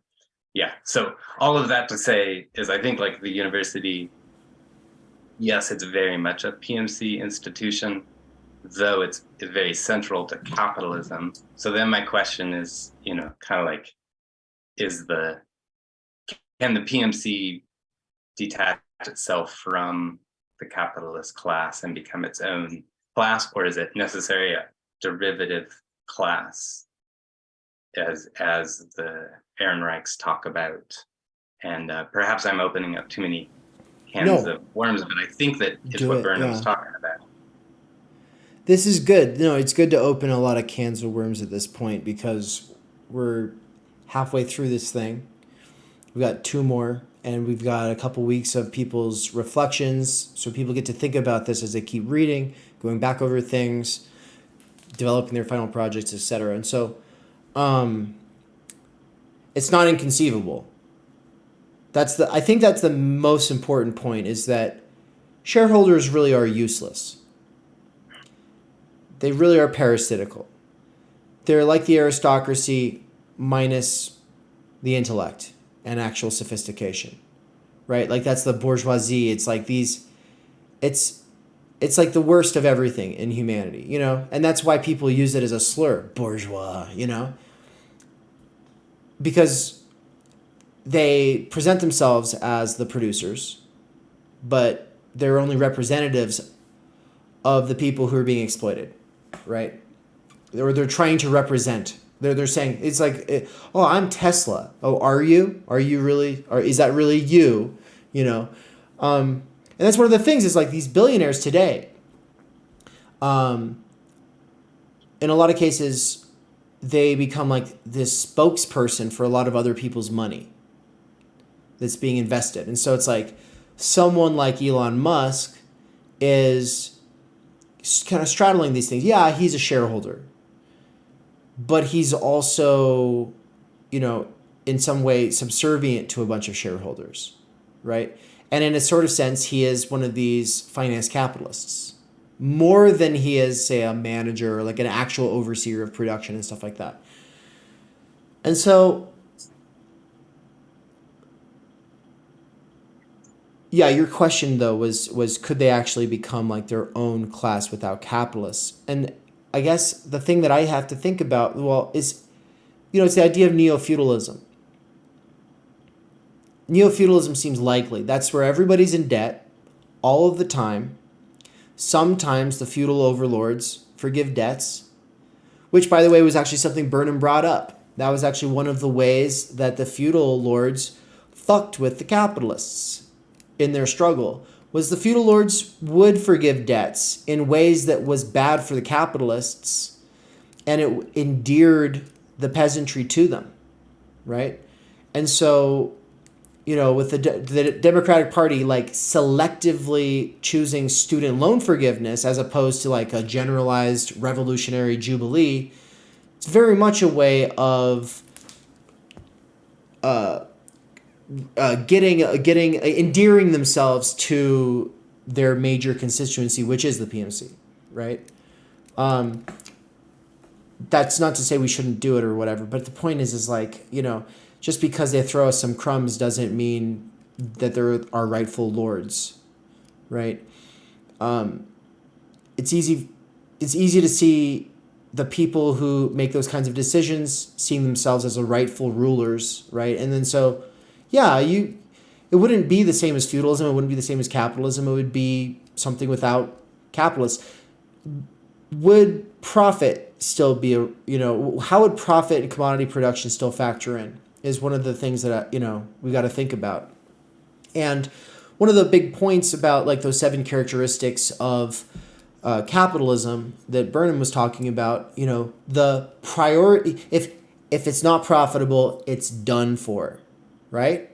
That's a capitalist thing. Well, Burnham would just say, yeah, well, what you saw in 2008 was a part of a major step in the managerial revolution, which was saying profitability doesn't actually matter, folks. Your company became unprofitable, or don't worry, we'll keep it going. right? And so it's interesting that to think that you could have capitalism without capitalists, where profit still plays a role, but at the end of the day, there's going to be interventions that say, no, this thing that's not profitable, we'll keep pumping money into it. Which is, I mean, that would be more like societies everywhere. The ruling class has always kept things that are not profitable alive, so. So, unfortunately, I had to wrap it up, but I think this is we made some good progress on this. Yeah, and I'm interested in what, essentially like why you're reading Burnham and like the insights that he's bringing as far as kind of like thinking about the ways that capitalism can transform without without the capitalist class actually remaining the ruling class. I do think that there's a whole lot more to be said on kind of like what has happened since he's written as well, but then kind of like what can be salvaged or what can be retained from what he's put out here. Cool, Elton. Well, thank you for joining. To everybody watching, I do think that we've narrowed it down to the most important two texts. If you're trying to think about the PMC, it really is the Managerial Revolution and Barbara Ehrenreich's and John Ehrenreich's first essay on the topic. Obviously, all three play a major role, but it's these two that are the most like pronounced theoretical treatises. Most of the time when people use the term, it's a polemical thing, but I gives us a lot of food for thought and things to work through moving forward. So thank you for joining, Elton. Hope you have a good rest of your night. Yeah, see you next time. Have a good one.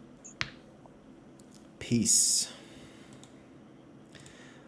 All right, everybody, and I'm going to end this by showing a trailer for, sorry, the screen's all janky, but bear with me. Here we go. So, on the Theory Underground website, if you go to forums, in the public forum, I actually shared the new ad for the end of videos. It's long because I really want to get across to a few people. Here's kind of how I'm seeing it, folks. The next year is about laying the basis for everything to come. And that doesn't require a lot of people. It requires the right people.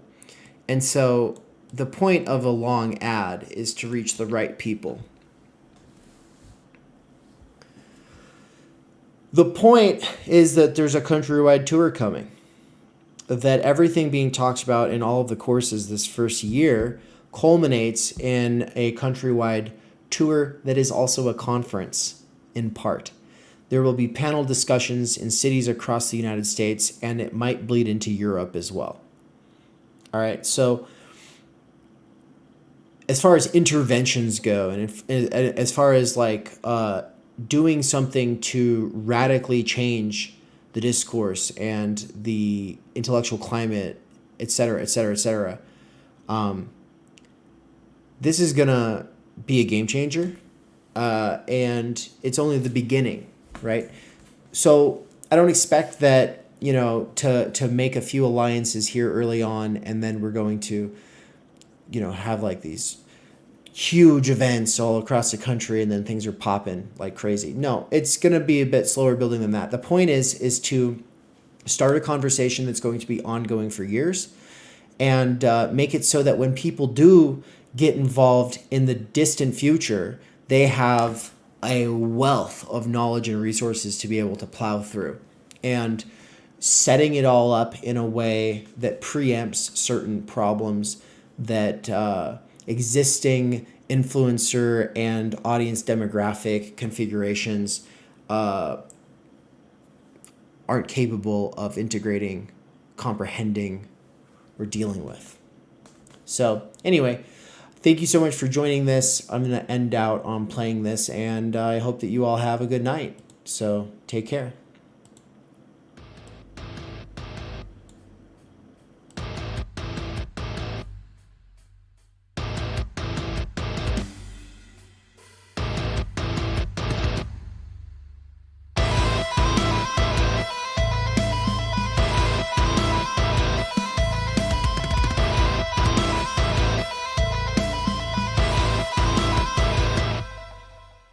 In an attempt to bring in new people to the world of philosophy and theory while building on relationships already established, we are doing a countrywide tour of the United States this fall. What's up, guys? It's Anna. Are we coming to a city or town near you? Do you think there is a venue or audience in your local region that would be interested in a lecture or facilitated discussion about existentialism, critiques of therapism, PMC ideology, self-help, introduction to philosophy, or the time-energy critique of any of those things? This speaking and discussion facilitation tour will include the Pacific Northwest in mid-August, the Kansas City, Missouri area late August or early September, Philadelphia at the beginning of October, and really we're going to be all over the area there, hopefully, so get in contact with us if you think that we should come visit your state. Phoenix, Arizona, mid-October, and SoCal, especially San Diego, late October. I say especially San Diego because we already have our guide for the San Diego region. What's the difference between a host, a guide, and a volunteer, you ask? Well, thanks for asking, actually. The volunteer role is for people who want to put up posters or in other ways promote the events that will be occurring in their town or city, whereas the host might have a guest bedroom, guest house, or a place that we can park our van so that we can sleep in our van. We need to know if you would have like bathroom facilities or anything like that, and so the form on the website is where you can tell us what you have to offer. Guiding, on the other hand, though, people who love to guide take a lot of pride in their local knowledge. A good example of that would be Michael Downs when I visited him in Raytown, Missouri, and he took me into Kansas City and we had barbecue, and he took me to the mall and to all these other landmark places from his life growing up there. But a more recent example would be my friend Michael in Poland, who took us around Katowice, Poland, and basically gives a historical and sociological analysis of everything, and it was amazing. It was one of the coolest things we've ever experienced, and it made us realize some people just want to provide the space and privacy, whereas other people want to take you out and show you around. And so if you're interested in being a volunteer, host, or guide, we have a special form for that. So please fill out your information and get in contact with us as soon as possible so we can fit you into the schedule, because we'll love to meet you, touch base with the local community.